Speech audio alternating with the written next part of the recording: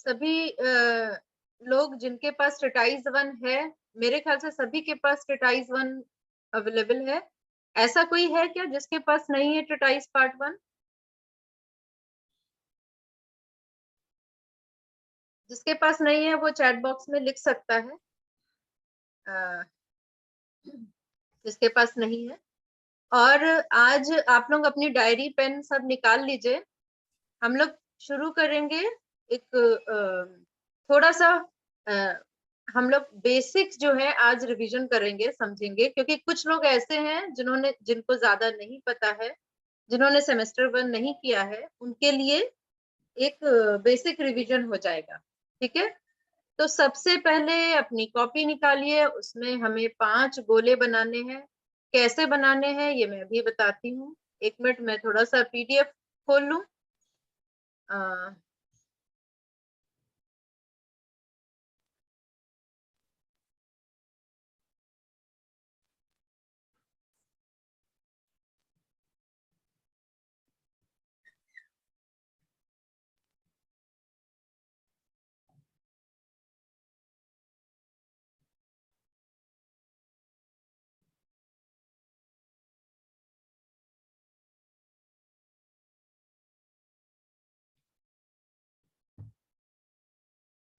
हाँ, जिसके पास स्टेटाइज 1, माथुर जी आपके पास स्टेटाइज 1 नहीं है क्या? आप एसपस स्टूडेंट नहीं है क्या?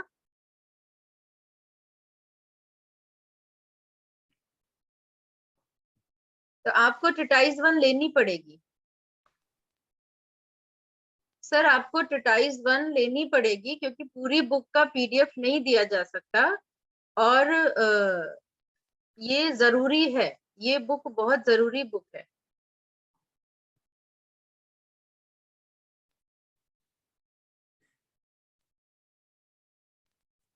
ठीक है,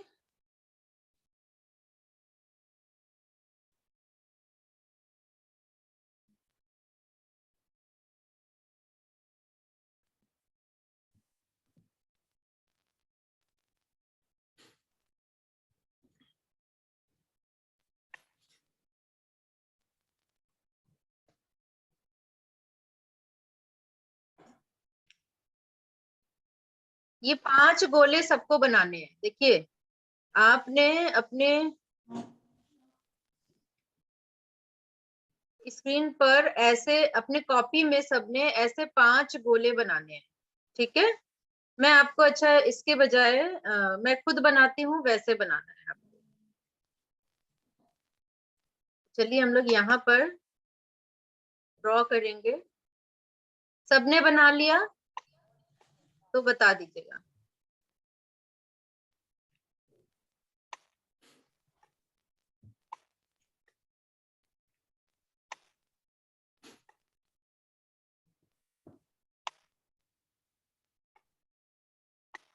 सबने कॉपी में 5 गोले ड्रॉ कर लीजिए। ठीक है, अब इसके बाद हमें सेंटर में एक लाइन खींचनी है, बिल्कुल सेंटर में। सबने खींच ली। और इसके बाद इन सर्किल्स को कट करते हुए, you have to cut these circles and make a line between these circles, made a big circle. Is it okay?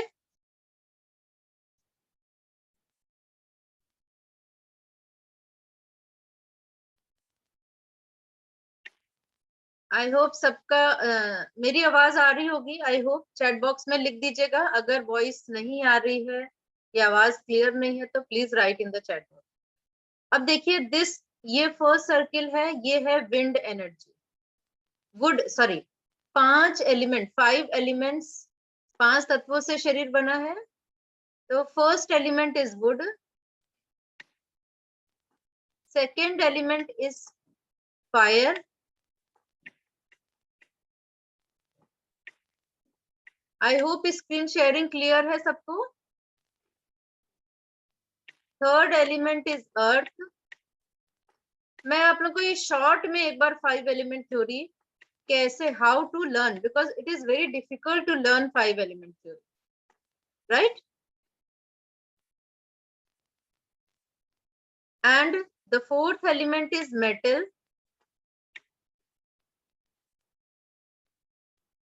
Fourth element is metal, and fifth element is water.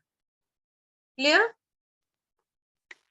These 5 elements together makes our body, right?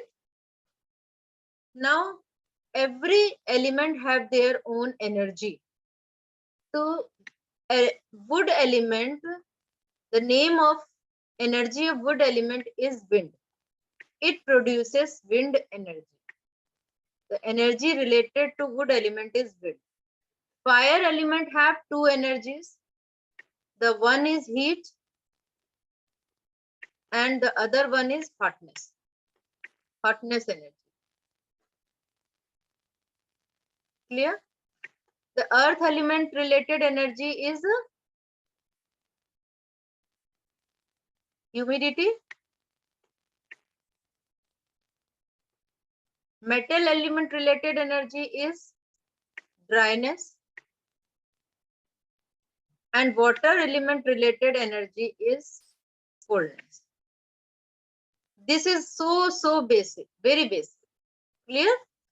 Now, every element or energy have 5 yin element and 5 yang element, right? Anybody who have problem to understand what is yin, what is yang, please let me know or write in the chat box. If anybody does not understand what is yin and what is yang, okay, so we have 10 basic vital organs in our body. How many? 10 vital organs, right? In which 5 organs are yin organ and 5 organs are yang organ. Yin organ and yang organ.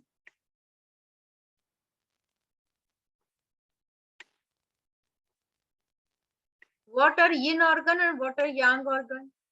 So the first of all, liver. Liver, heart,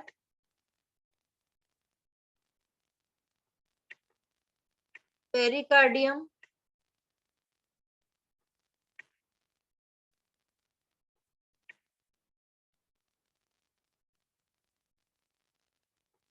pericardium, spleen, pancreas.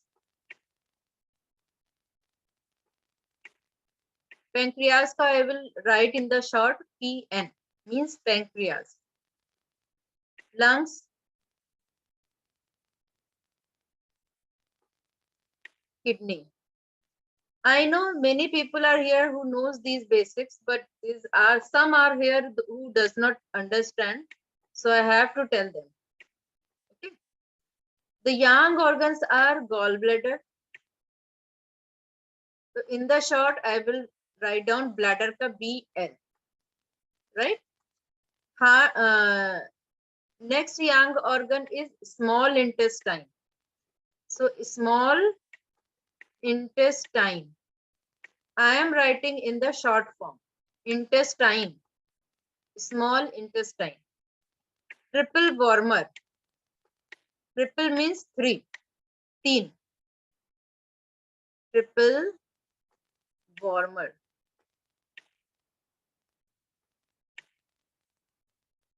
Triple warmer. Stomach.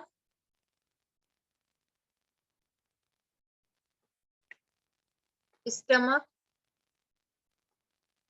Large intestine.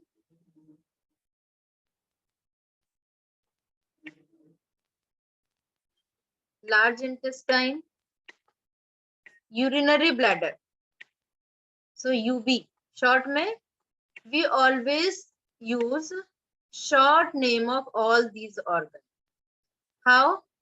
To the liver, we will write down LIV, liver. Heart, we will write down H or HT. We can write down H or we can write down HT. Pericardium stands, P stands for pericardium.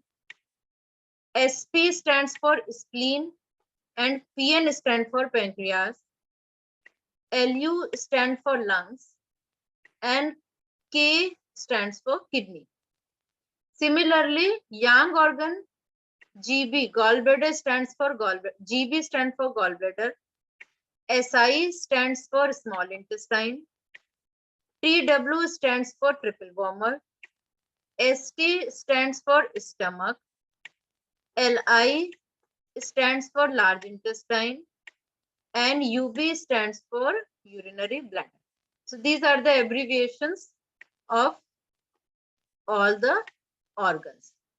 Now, liver, see, I have written liver and in the young gallbladder. It means liver and gallbladder are the wood element or wind energy. So I will write down the name of energies, not the or element. Element and energy, they are different. So I am writing down the name of energy. The wind energy organ are liver is yin organ and gallbladder are yang organ. Similarly, heat, fire have two energy, heat and hotness. So heat is related, organs are heart and small intestine. Heart is yin organ, small intestine is yang organ. Then hotness energy, the related organs are pericardium and triple wormer. Pericardium's yin organ, triple wormer, yang organ. Then humidity energy,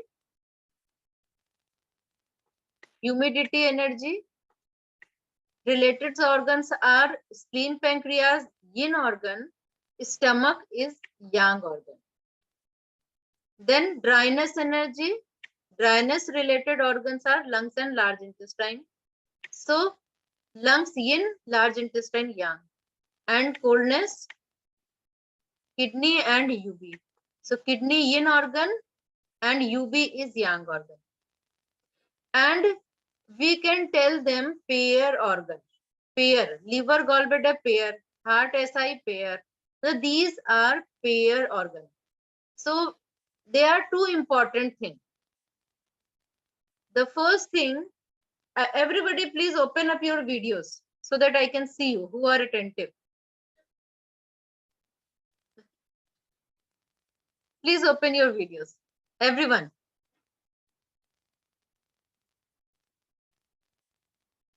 Ji, because I am not giving any satsang.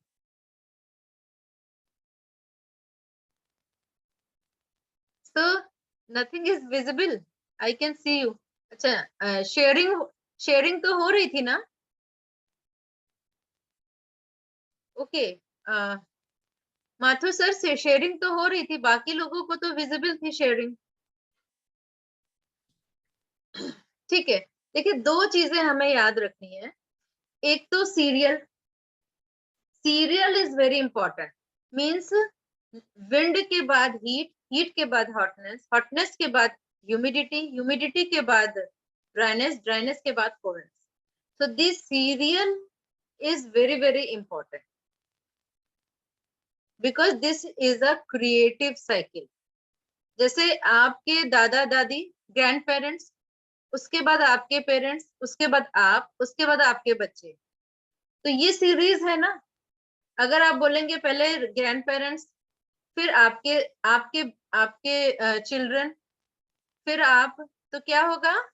Serial will be गड़बड़ झाला. तो serial is very very important. तो this is first important thing in the TCM. You have to remember this series. You cannot break this series. So everyone please repeat: wind, heat, hotness, humidity, dryness, coldness. अभी रट लीजिए. Wind, heat, hotness, humidity, dryness, coldness.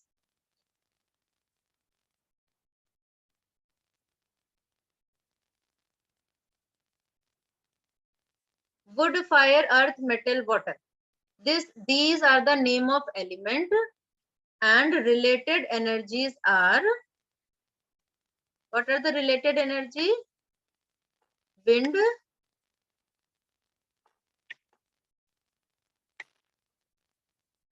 it has two energy, heat,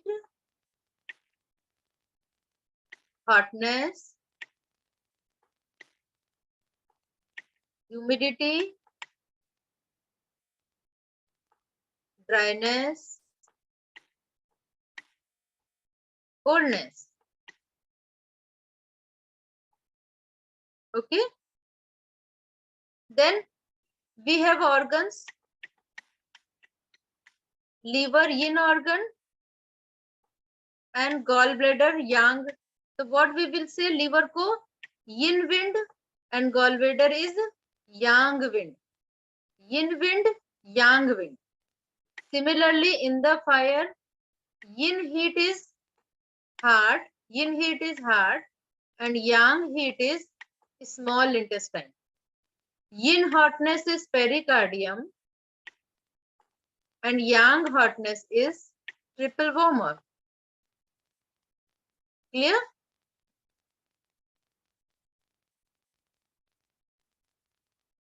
And in the earth, spleen is yin humidity and stomach is yang humidity. Similarly, in the metal, lungs is yin dryness, large intestine is yang dryness. Similarly, in the water, kidney is yin coldness and UV is yang coldness. Anybody, any problem in this? Please let me know if any problem.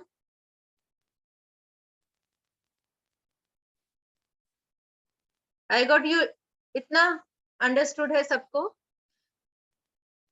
Okay. So the one question is, why some organ called yin organ and why some organ called yang organ? Maybe seniors know the reply, so you have to raise your hand. So I will unmute you. Sapna ji, you want to give answer? Okay. Ma'am yin organs वो organs हैं जैसे वो husband और wife का जो pairing है. So yin organs are the organs which are working all the time throughout the lifetime. और yang organs work when they are given work to do. जैसे स्टमक में फूड जाता है तो स्टमक वर्क करता है, और मैम स्प्लीन जो है वो कंटिन्यूअसली वर्क कर रहा है. Similarly when we drink water, kidney is working continuously, heart is working continuously. तो ये yin organs है, और yang organs काम मिलने पे काम करते हैं. Okay, very good. रितु भाई जी.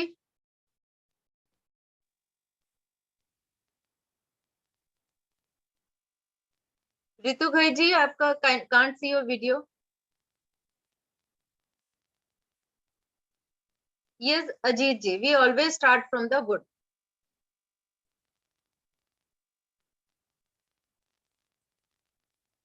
Can't hear you, Ritu ji.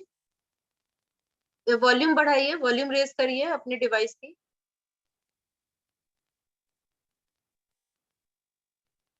अभी भी नहीं सुनाई दे रही आपकी आवाज.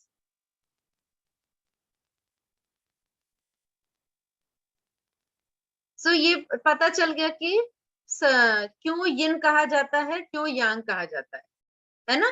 क्योंकि yin organs are the solid organ. The another name of these organs are solid organ. Means हमेशा 24/7 काम करते रहते हैं, 24/7.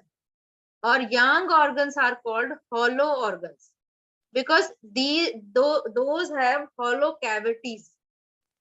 जो हॉलो ऑर्गन्स है ना, those organs have hollow cavities. ये हॉलो कैविटी जब इनके अंदर कुछ आता है, जैसे gall bladder, liver is producing bile and it get collected in the gall bladder. तो गॉल ब्लैडर में जब बाइल इकट्ठा हो गया, देन गॉल ब्लैडर क्या करता है, पहला काम हो गया स्टोर करना, and second work is to transport it to the duodenum, है ना।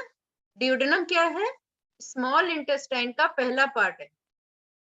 स्मॉल इंटेस्टाइन को we can divide into 3 parts, duodenum, ileum and jejunum. Duodenum, jejunum, ileum, ठीक है। So duodenum is the first part of small intestine, छोटी आंत जिसको कहते हैं। तो बाइल जूस जब क्रिएट हो गया तो कहाँ आ गया, स्मॉल इंटेस्टाइन के फर्स्ट पार्ट में। यानी गॉल ब्लैडर तब तक काम नहीं करेगा, उसने काम किया कलेक्शन करना एंड ट्रांसफर कर देना, फिर वो इंतजार कर रहा है कि कलेक्ट होता शुरू हो जाए। सिमिलरली यूरिनरी ब्लैडर क्या है, मूत्राशय, वो भी एक थैली है।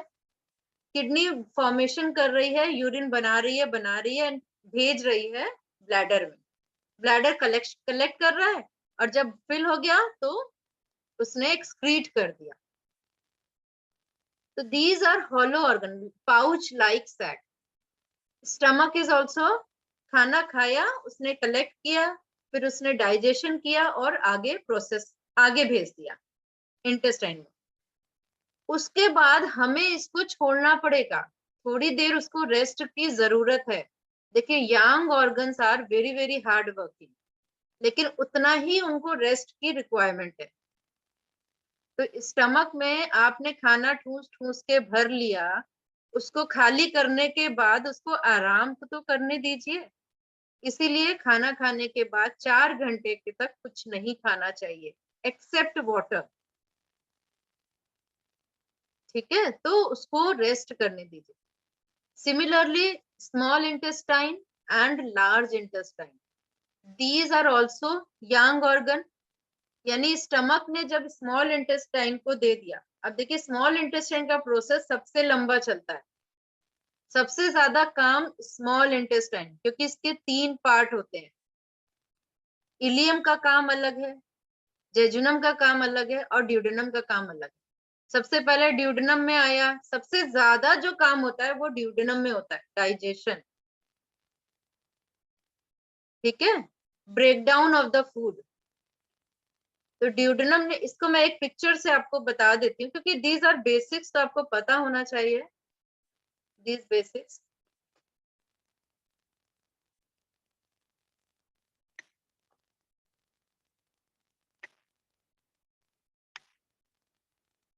ये तो आपका, दिस इज स्टमक, ठीक है। इसके बाद this is duodenum, this is duodenum. ये आप देख रहे हैं ना, ये शेप इसका ड्यूडेनम का। एंड इसके बाद दिस इज स्मॉल इंटेस्टाइन, पूरा ये jejunum. Small intestine starts from here and then jejunum and then फिर इलियम। तो इलियम आ गया, है ना, इलियम आ गया यहाँ पर। एंड इलियम कहाँ जाके खत्म होता है, जहां से लार्ज इंटेस्टाइन शुरू होता है, सीकम पे, फिर यहां से लार्ज इंटेस्टाइन, ये लार्ज इंटेस्टाइन, ठीक है।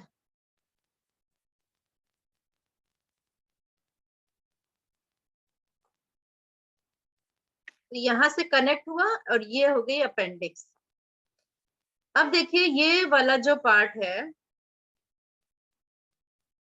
इसको मैं इरेज कर दूं, लार्ज इंटेस्टाइन को आई विल इरेज, ठीक है। हमें सिर्फ small intestine starts from here. तो ये जो पार्ट है स्मॉल इंटेस्टाइन का, देखिए कितना लंबा पार्ट है, इसको कहते हैं ट्रांसवर्स डिसेंडिंग ड्यूडेनम, फिर ट्रांसवर्स ड्यूडेनम, फिर ये थोड़ा सा ऐसे ऊपर की ओर होता है, ऐसे होता है, तो ये असेंडिंग ड्यूडेनम। जैसे लार्ज इंटेस्टाइन के भी ऐसे ही 4-5 पार्ट होते हैं ना, सिमिलरली स्मॉल इंटेस्टाइन में भी ऐसे ही पार्ट, ड्यूडेनम में भी ऐसे ही पार्ट होते हैं, transverse, descending, then transverse, then ascending, ascending duodenum, okay. और ये जहां पर ये टर्न आता है ना, दीज आर कॉल्ड फ्लेक्सर। ये जो टर्न है, ये दीज आर कॉल्ड फ्लेक्सर। अब देखिए यहां से ये एक पाइप है, ये जो पाइप है ना, ये ड्यूडेनम में जा रही है, आ नहीं रही है, ड्यूडेनम में जा रही है। इस पाइप से दो पाइप आके जुड़ी हैं, एक तो आपके गॉल ब्लैडर से एक आके कनेक्ट हुई है, और एक पेंक्रियास से आके कनेक्ट हुई है। तो दो पाइप गॉल ब्लैडर से और पेंक्रियास से आके दो पाइप कनेक्ट हो रही है। तो यहाँ पर ये क्या है, pancreas.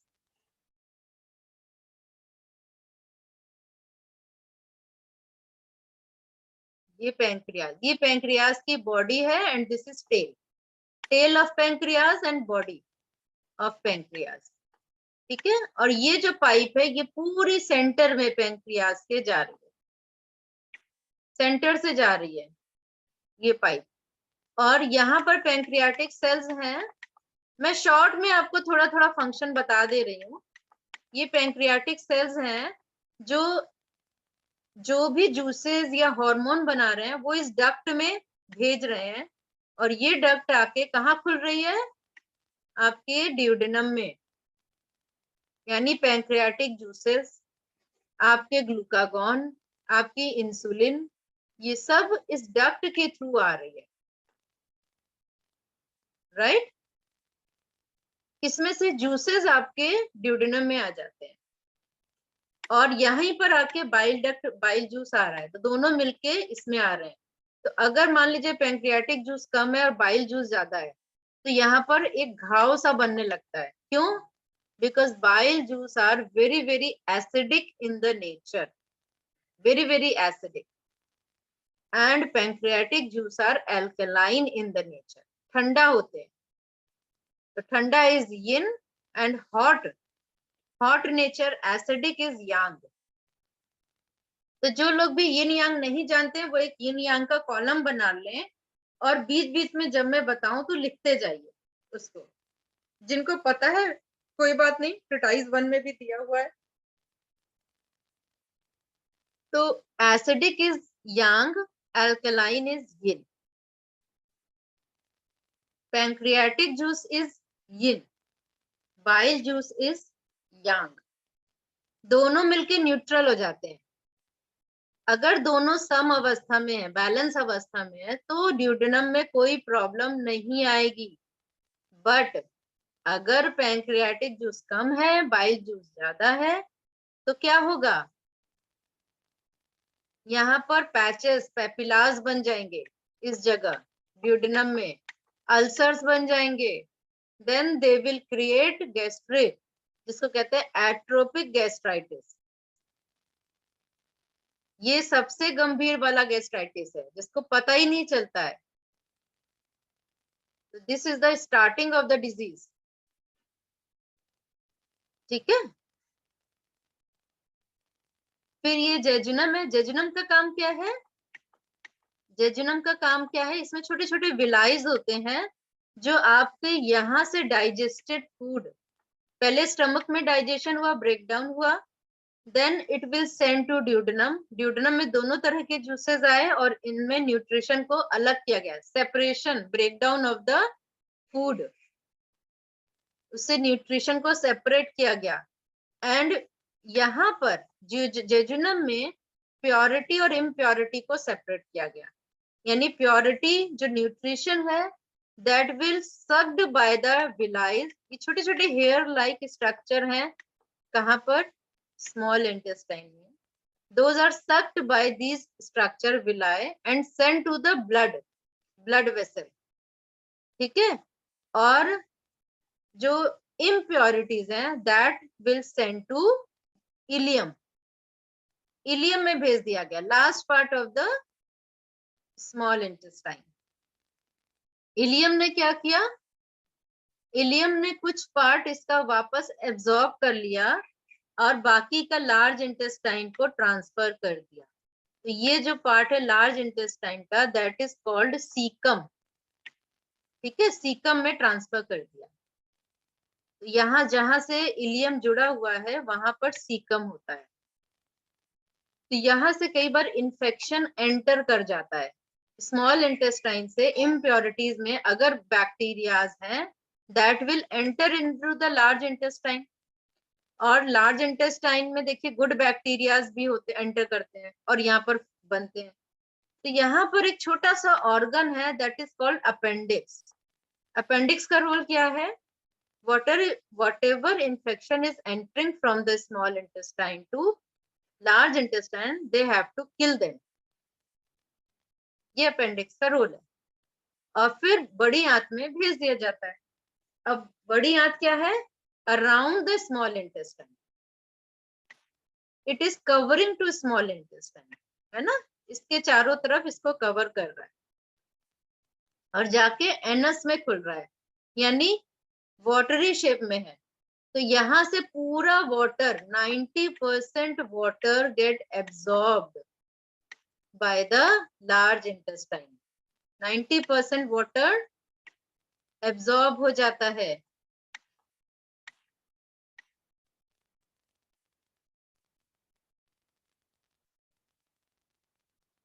by the large intestine and sent to kidneys,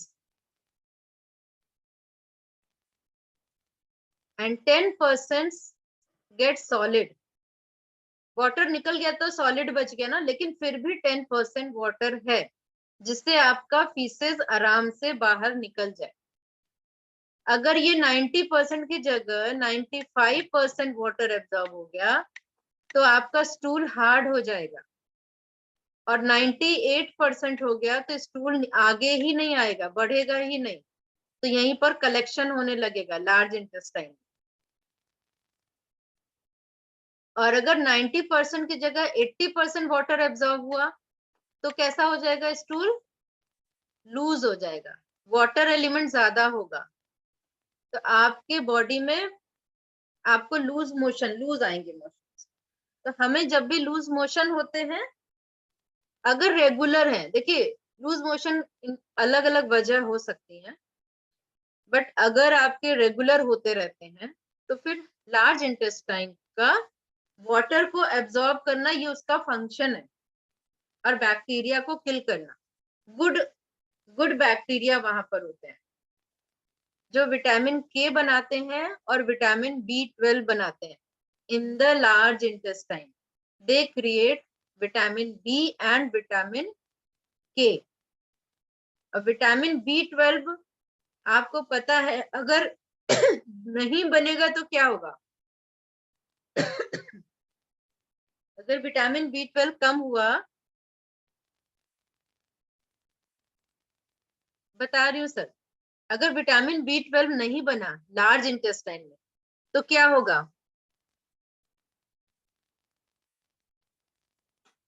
what are the consequence? थोड़ा पानी दे दो please. What will be the consequences अगर नहीं बना? मैं चैट बॉक्स खोल के बैठी हूँ। Yes, very good, somebody has written there would be anaemia. Anaemia होगा। एनीमिया से बड़ी सारी problem. Anaemia means blood deficiency, blood की कमी, खून की कमी।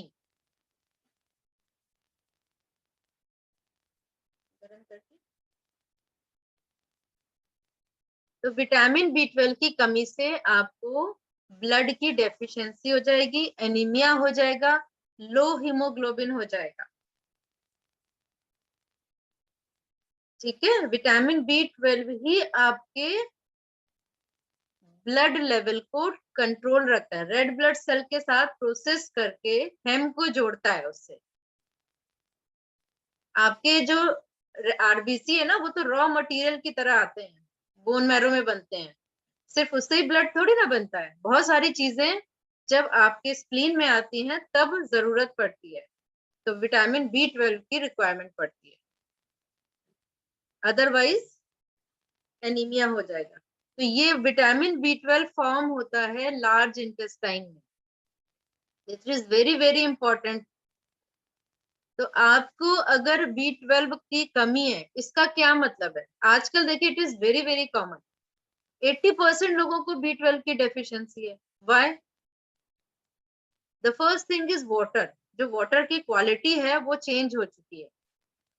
हम लोग पानी को नेचुरल फॉर्म में लेते ही नहीं है, आरओ लगाया हुआ है, या फिर आजकल तो किंगन वाटर चल गया है ना, अल्कलाइन करने के लिए।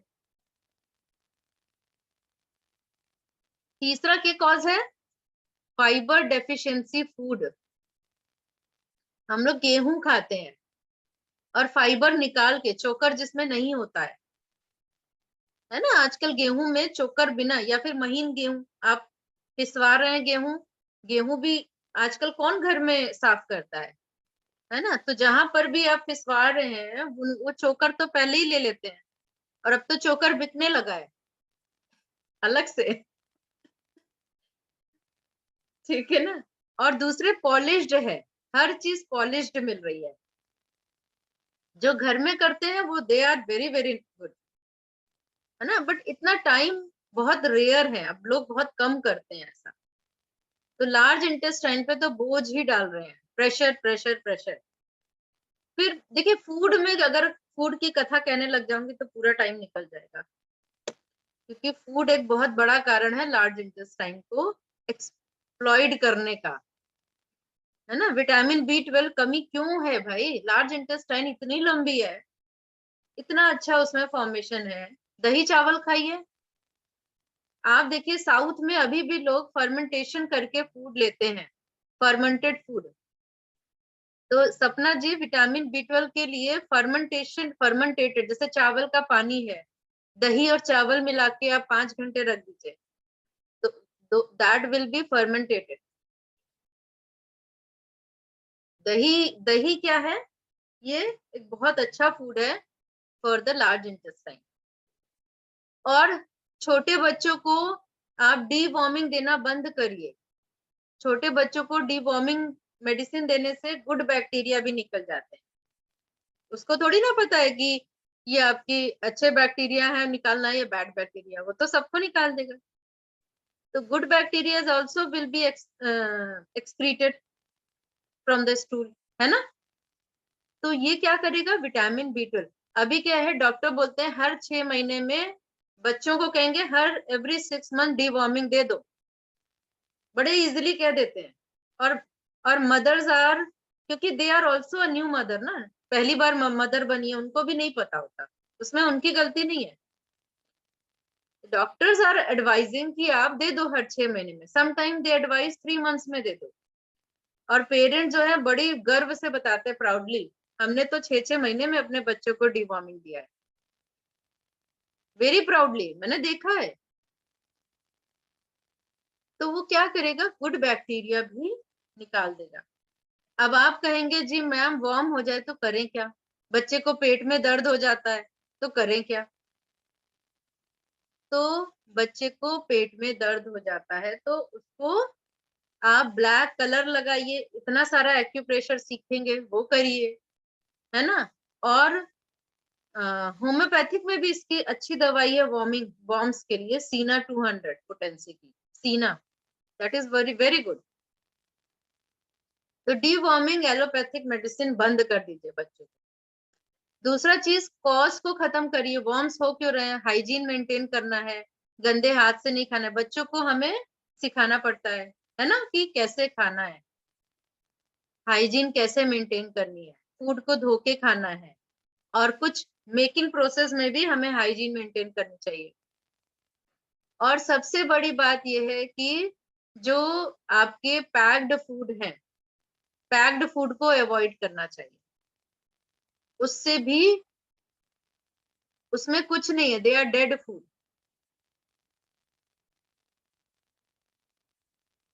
हाँ देखिए, सपना जी लिख रही हैं tomato with paper empty stomach is great for deworming. तो उन्होंने लिखा है कि टमाटर में काली मिर्च डालकर खाली पेट खाने से, एनीवे बहुत सारे मेथड हैं। और बहुत सारी चीजों से हम रोक सकते हैं। एक्यूप्रेशर से तो बहुत अच्छा इलाज है डिवॉर्मिंग का। सिंपल ब्लैक कलर लगा के every joint front end back, वो भी अच्छा इलाज है। ठीक है, तो ये आप करिए। हम लोग बात कर रहे थे कि यिन ऑर्गन और यांग ऑर्गन। तो देखिए, लार्ज इंटेस्टाइन में जब पच के खाना आया, स्मॉल इंटेस्टाइन ने भेजा, तो उसने पूरा प्रोसीजर किया, एम्प्टी कर दिया, स्टूल निकाल दिया, और now it is on resting time, resting period. Small intestine भी जब आया तो उसने काम किया और निकाल दिया। तो these yang organs, that's why it is called yang organ. अब ये ऑर्गन की बात लीजिए, why they are called solid organ.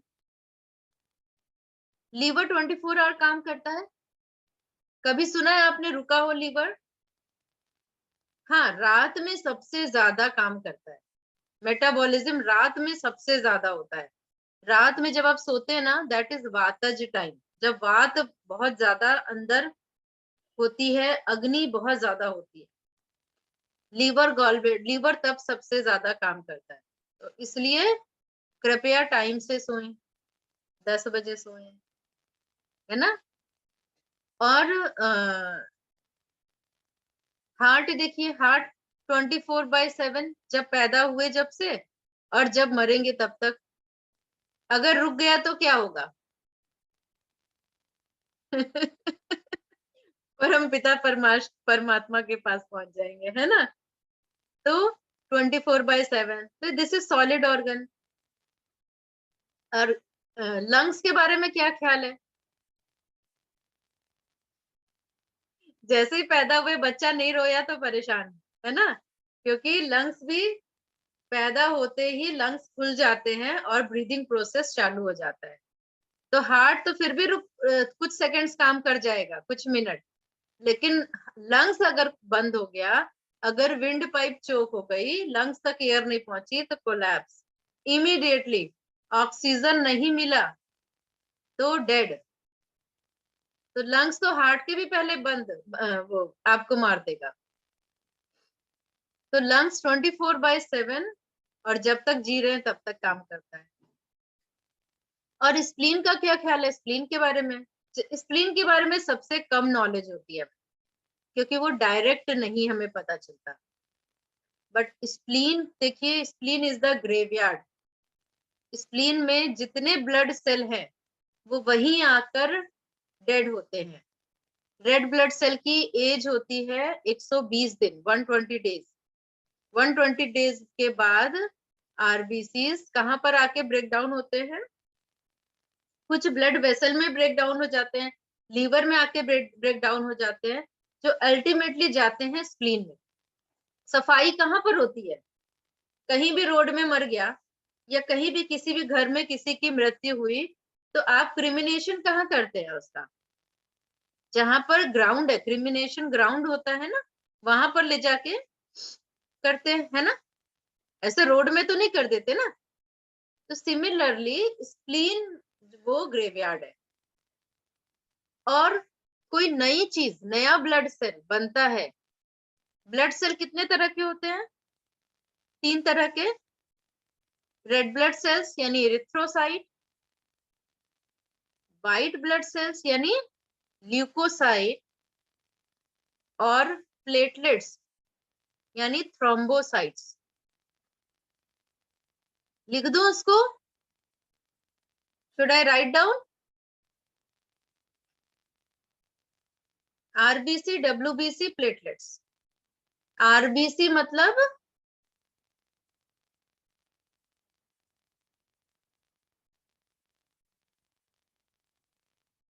RBC, ये मैं क्लास के दौरान छोटी छोटी चीजें इसलिए बता रही हूँ because this is important. RBC means erythrocyte.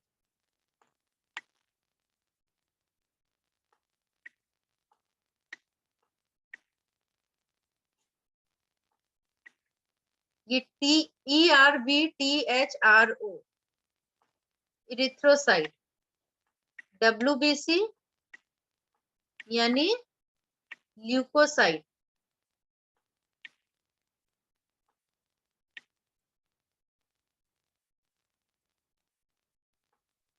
Leucocyte, और प्लेटलेट्स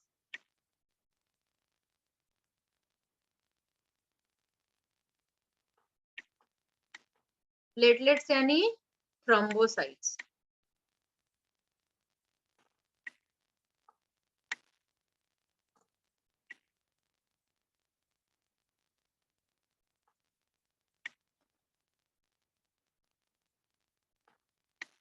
ये 3 तरह के ब्लड सेल बॉडी में हमारे बनते हैं। अच्छा, ये तीनों तरह के कहाँ बनते हैं? ये इनकी फैक्ट्री कहाँ पर है? हमारी बॉडी में फैक्ट्री कहाँ पर है? एनीबॉडी?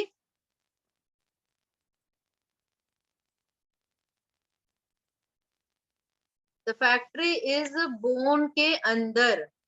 हमारी जो लॉन्ग बोन्स है ना, लॉन्ग बोन्स के अंदर बोन मैरो होता है, वहां पर इसकी फैक्ट्री है, वहां पर ये ब्लड सेल बनते हैं। लेकिन ये रॉ फॉर्म में होते हैं, ये स्प्लीन में आके प्रॉपर इसमें अटैचमेंट्स होती हैं। अब इसमें भी WBC के 5 प्रकार होते हैं। ये जो WBC है ना, व्हाइट ब्लड सेल, इसके 5 टाइप्स होते हैं, जिसमें से 3 टाइप के white blood cells bone marrow के अंदर बनते हैं, और 2 टाइप के आपके लिम्फ नोड्स में बनते हैं। 2 प्लस 1 और होता है, ये लिम्फ नोड्स में बनते हैं। ठीक है, together they are called leucocytes. मगर इसमें 3 टाइप के बोन के अंदर, और 3 टाइप, इसमें एक और होता है, ये चैप्टर जब पढ़ेंगे तो पढ़ सकते हैं। ये आप BHB में पढ़ते हैं, सेमेस्टर 1 में BHB में आपने पढ़ा होगा। तो ये आपके लिम्फ नोड में बनते हैं। हमारी बॉडी में जैसे आपकी ब्लड वेसल होती है ना, जिसमें से खून बहता है, उसी तरह लिम्फ वेसल होती है, और उसकी जगह जगह नोड्स होते हैं, जगह जगह घर बने हैं समझ लीजिए, वहां पर ये बनते हैं। बाकी सब बोन मैरो में बनते हैं। ठीक है, तो स्प्लीन का रोल क्या है? ये सब बन के स्प्लीन में तो आते हैं, बोन मैरो से स्प्लीन में भेजा जाता है,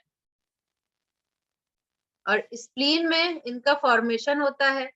स्प्लीन में रेड पल्प होता है। स्प्लीन 2 तरह के पल्प से मिलके बना है, red pulp and white pulp.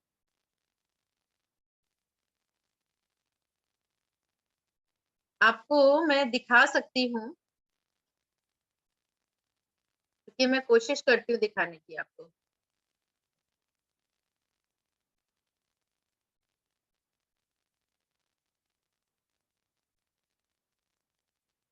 अच्छा, मैं इसको बाद में दिखाऊंगी, पहले हम लोग अपने जो हम पढ़ रहे थे उससे भटक रहे हैं। तो स्प्लीन में 2 तरह के पल्प होते हैं। Earth is related to spleen, है ना?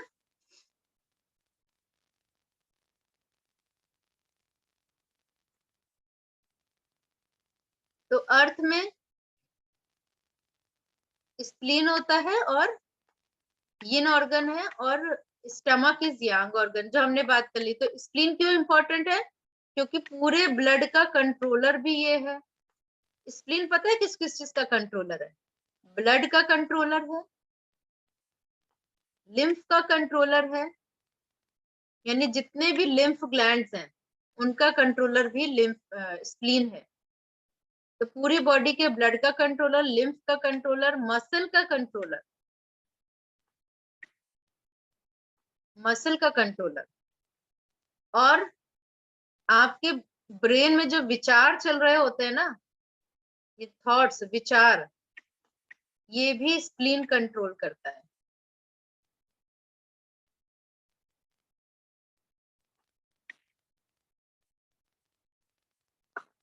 और ग्रेवयार्ड भी है, जितने ब्लड सेल्स हैं वो यहीं पर आके मरते हैं।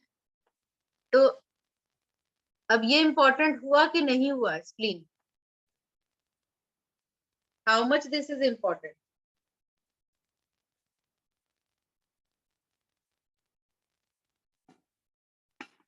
देखिए, हर ब्लड सेल का अलग अलग टाइम स्पैन है। रेड ब्लड सेल्स आपके 120 दिन, 4 महीने तक जिंदा रहते हैं। अगर ये जल्दी जल्दी मर जाएंगे, मान लीजिए 60 डेज में ये डेथ हो जाए इनकी, तो आपको ब्लड की कमी हो जाती है। या फिर स्प्लीन में आया, तो स्प्लीन में हर आरबीसी का शेप साइज होना चाहिए।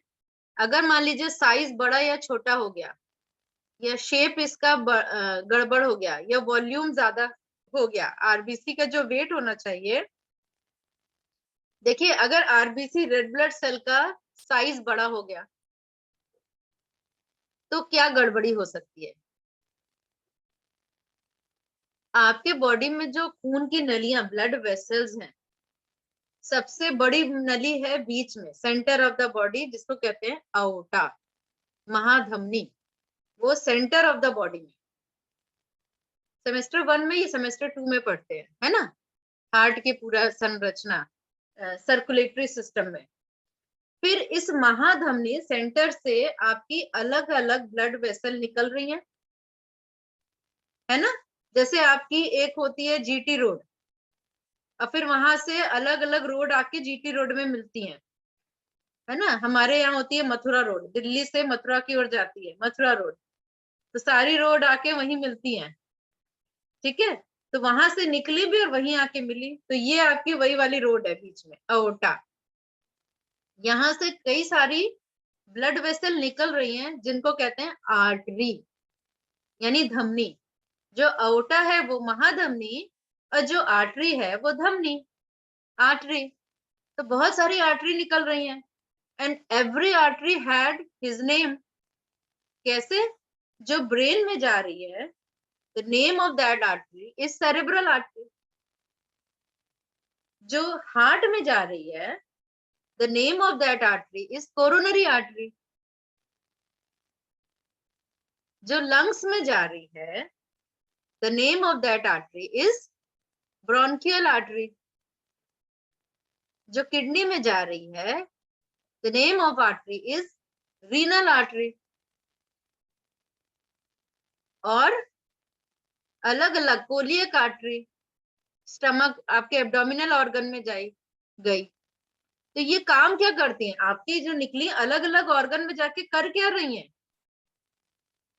What are they doing? कौन बताएगा? हाथ उठाइए, रेज योर हैंड।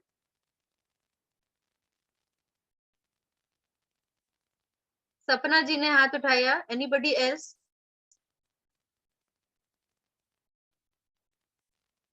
जी बताइए Sapna ji. Ma'am they are carrying blood, pure blood from the heart, blood को कैरी कर रही हैं, ऑक्सीजन को कैरी कर रही हैं। और फिर जो इम्प्योर ब्लड है, अच्छा वो नहीं, I am asking, arteries, yes आपके अओर्टा से जो आर्टरीज निकल रही हैं, and one artery to going one organ, yes ma'am, या एक पार्ट को जा रही है उसकी पेरिफेरी में, what they are doing? Specially उस ऑर्गन में जाके क्या कर रही है उसके? मैम एनर्जी सप्लाई कर रही हैं, ऑक्सीजन सप्लाई कर रही हैं। yes, they are giving nourishment to that organ. उस ऑर्गन के ईच एंड एवरी सेल को भोजन दे रही है, फूड दे रही है। And what are the food of cell of the organ? Organ is made of millions of cells, each organ is made of millions of cell. और हर एक सेल को फूड कहाँ से मिलता है? ब्लड से मिलता है ना। ब्लड से फूड मिलता है, ऑक्सीजन मिलता है, और फूड में क्या चाहिए उनको? न्यूट्रिशन चाहिए, ऑक्सीजन चाहिए, हीमोग्लोबिन चाहिए, है ना। और ब्रेक डाउन होके तभी तो प्रोटीन्स को प्रोटीन मिलेगा, ब्रेक डाउन होके आपके एटीपी अणु बनेंगे जो एनर्जी देंगे। तो each and every cell is a organism, हर एक सेल को आप भोजन सप्लाई करना है। तो इसलिए हर एक ऑर्गन में एक आर्टरी जा रही है, उस आर्टरी के फर्दर बहुत सारे पार्ट हो जाते हैं, फर्दर मेनी ब्रांचेस। जैसे हार्ट में गई कोरोनरी आर्टरी, और कोरोनरी आर्टरी के 2 पार्ट हो गए, एक हार्ट के राइट साइड गई, एक हार्ट के लेफ्ट साइड गई। तो राइट साइड गई तो we call it right branch of coronary artery, और लेफ्ट साइड गई then we called it left branch of coronary artery. तो CA मतलब coronary artery, LCA left coronary artery, RCA right coronary artery. आपकी जो lab report आती है ना उसमें आपको नजर आएगा। और फिर फर्दर उसके और ब्रांच हो गए, यानी लेफ्ट कोरोनरी आर्टरी के भी कई ब्रांच हो गए, और वो एक एक सेल तक खाना पहुंचाती है, भोजन पहुंचाती है, एक एक टिश्यू तक पहुंचाती है। अब सपोज करिए जो आर्टरी के और ब्रांचेस हुए उसको क्या बोलते हैं? आर्टीरियोल। आर्टीरियोल, इसको मैं आपको एक पिक्चर से समझाती हूँ।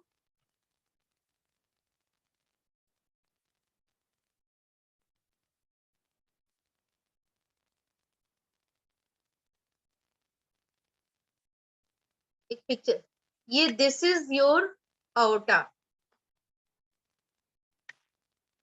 जैसे पेड़ की स्टेम होती है ना, aorta is like the stem of the tree. अब इस पेड़ की स्टेम से so many branches,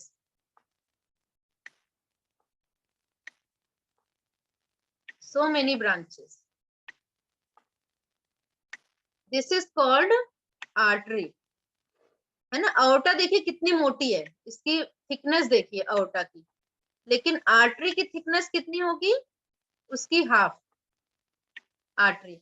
अब सपोज ये आर्टरी जा रही है किडनी में, दिस इज किडनी, है ना। तो ये कहाँ गई? किडनी में।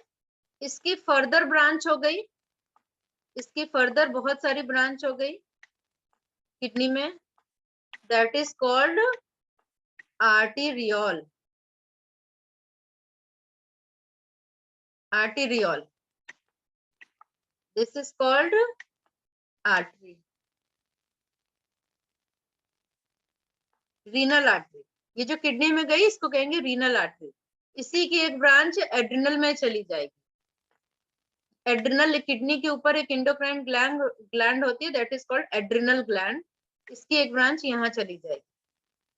और आर्टीरियोल के फर्दर छोटी छोटी ब्रांच निकलेंगी जो एक एक सेल तक पहुंचाएंगी। It is thin like hair, जैसे आपका एक हेयर है ना, इतनी थिन होती है, that is called capillary, that is called capillary. ये हेयर लाइक है। अब मान लीजिए ये हेयर की तरह एक पतली सी आर्टरी है, और आपका जो आरबीसी है वो इतना बड़ा है कि इस पतली सी आर्टरी से निकल जाए, है ना। हेयर लाइक थिन स्ट्रक्चर से निकल के आपके उस सेल तक, ये आपका सेल है टारगेट, और यहां तक पहुंच गया। अब ये आपका साइज, आरबीसी का साइज बड़ा हो गया, मान लीजिए आरबीसी का साइज बड़ा हो गया तो इस हेयर लाइक स्ट्रक्चर से निकल नहीं पाएगा और आपके सेल तक पहुंच नहीं पाएगा, इस कैपिलरी से निकल नहीं पाएगा। तो अगर आरबीसी का शेप बड़ा हो जाए, आप देखते हैं आप जब सीबीसी टेस्ट कराते हैं, many people have done CBC test. कितने लोगों ने सीबीसी टेस्ट अब तक करा लिया होगा? हाथ उठाइए। सीबीसी टेस्ट आप लोगों ने सीबी टेस्ट, 2-3 लोगों ने कराया है, बाकी लोगों ने कभी सीबीसी टेस्ट नहीं कराया, कंप्लीट ब्लड टेस्ट। कराया है, सबने कराया होगा सीबीसी, या फैमिली में किसी ने कराया होगा, है ना। उसमें आप देखिएगा, ध्यान से देखिएगा, आरबीसी होता है और उसके नीचे RDW, MCH, MCHC. RDW means red cell distribution width, width कितनी है। एमसीएच तो वेट, साइज, वॉल्यूम, शेप, ये सारी चीजें बताता है। तो साइज बड़ा हो गया तो कैपिलरी से नहीं निकल पाएगा, वेट में ज्यादा हो गया तो आगे नहीं बढ़ पाएगा, है ना। और ज्यादा छोटा हो गया, साइज शेप कम हो गया, तो उसमें हीमोग्लोबिन अटैच नहीं हो पाएगा, बड़ी सारी प्रॉब्लम होगी, तो भी एनीमिया होता है। अग्रवाल सर पिछले वेडनेसडे क्लासेस में बहुत बार ये चीजें बताते रहे हैं कि ऐसे लोगों को भी एनीमिया होता है, आपको ट्रीटमेंट एनीमिया वाला ही देना होगा, ठीक है। तो यहाँ मेरा बताने का आशय क्या था कि ये सब चीजें ब्लड वेसल से आपके जाएंगी, तो हर एक पार्ट तक जाके उस ऑर्गन को नरिश करेंगी, उसके एक एक सेल को नरिशमेंट देती हैं, तब सेल काम करते हैं, उस ऑर्गन के सेल काम करते हैं, ठीक है। अच्छा, दूसरी चीज ये है कि जो दिया वो ऑक्सीजन दिया और कार्बन डाइऑक्साइड कलेक्ट करने के लिए दूसरी डक्ट है, जिसको कहते हैं वेन। यानी यहाँ से गंदगी कलेक्ट करके कहाँ पर आती है, वेन में, वेन से कलेक्ट होती है। तो सबसे छोटी वेन को कहते हैं वेन्यूल्स। पहले हेयर लाइक स्ट्रक्चर की तरह वेन्यूल्स है, फिर ये आके वेन्स में आके मिलती है, ये वेन्यूल्स आके वेन में मिली अलग अलग, है ना। तो ये इसको कहते हैं वेन, और वेन आके वेना केवा में मिलती है। तो वेना केवा में आके ये स्ट्रक्चर आया वेना केवा, जो आर्टरी के पीछे है, साथ ही साथ है, ये भी आर्टरी की तरह ही है। तो यहाँ पर आके वेन आके कलेक्ट आके जो इम्प्योर ब्लड था उन्होंने यहाँ पर डाल दिया। यानी veins are collecting impure blood and sending to vena cava to the heart, और आर्टरीज आर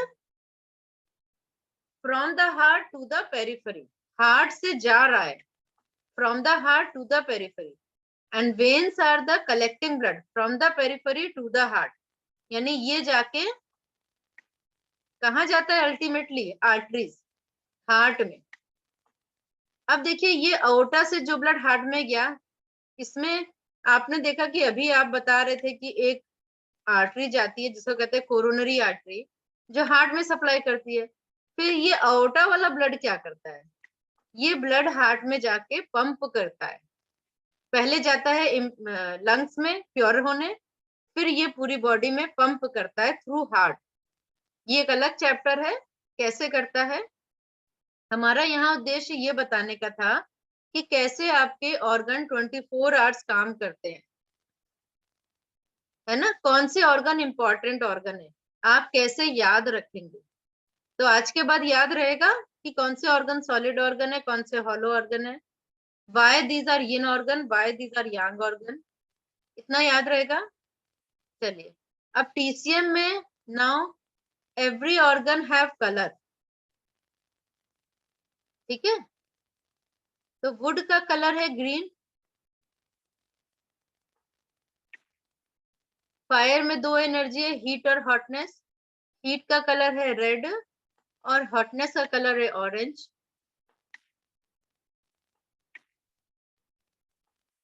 अर्थ की दो एनर्जी, अर्थ की एनर्जी, इसका कलर है येलो।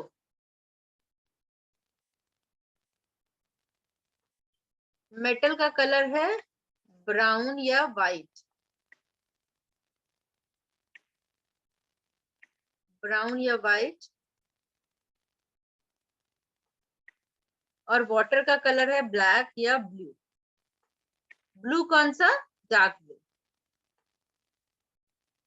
इससे आप डायग्नोस भी कर सकते हैं कलर से, यानी आपके फेस में अगर ग्रीनिशनेस दिख रहा है, हरापन दिख रहा है, तो आप समझ जाइए विंड बढ़ा है। अगर कहीं पर रेडनेस है तो समझ जाइए फायर बढ़ा है, कहीं पर पीलापन है तो समझ जाइए ह्यूमिडिटी बढ़ी है, कहीं पर ब्राउनिश है, कालापन है, व्हाइटनेस है, या सफेदी आ गया, कहते हैं ना सफेद पुता हुआ चेहरा, चेहरे पे सफेद जैसा लगे, चमक ना हो, तो वो ड्राइनेस एनर्जी बढ़ी हुई बताता है। और कहीं पर कालापन आए तो वो कोल्डनेस एनर्जी बढ़ी हुई बताता है। तो ये डायग्नोस्टिक टूल भी है कलर से। और इसके अलावा पॉइंट्स पे कलर लगा के ट्रीटमेंट भी करते हैं हम, है ना, कैसे करते हैं वो हम लोग आगे पढ़ेंगे। तो आपने ऑर्गन समझ लिया, आपने एलिमेंट समझ लिया, एनर्जी समझ लिया, और उसके ऑर्गन समझ लिया। अब टीसीएम में इनके बीच में संबंध पढ़ते हैं। देखिए वुड, ये जो आप एरो देख रहे हैं ना, ये एरो, इसको कहते हैं क्रिएटिंग साइकिल।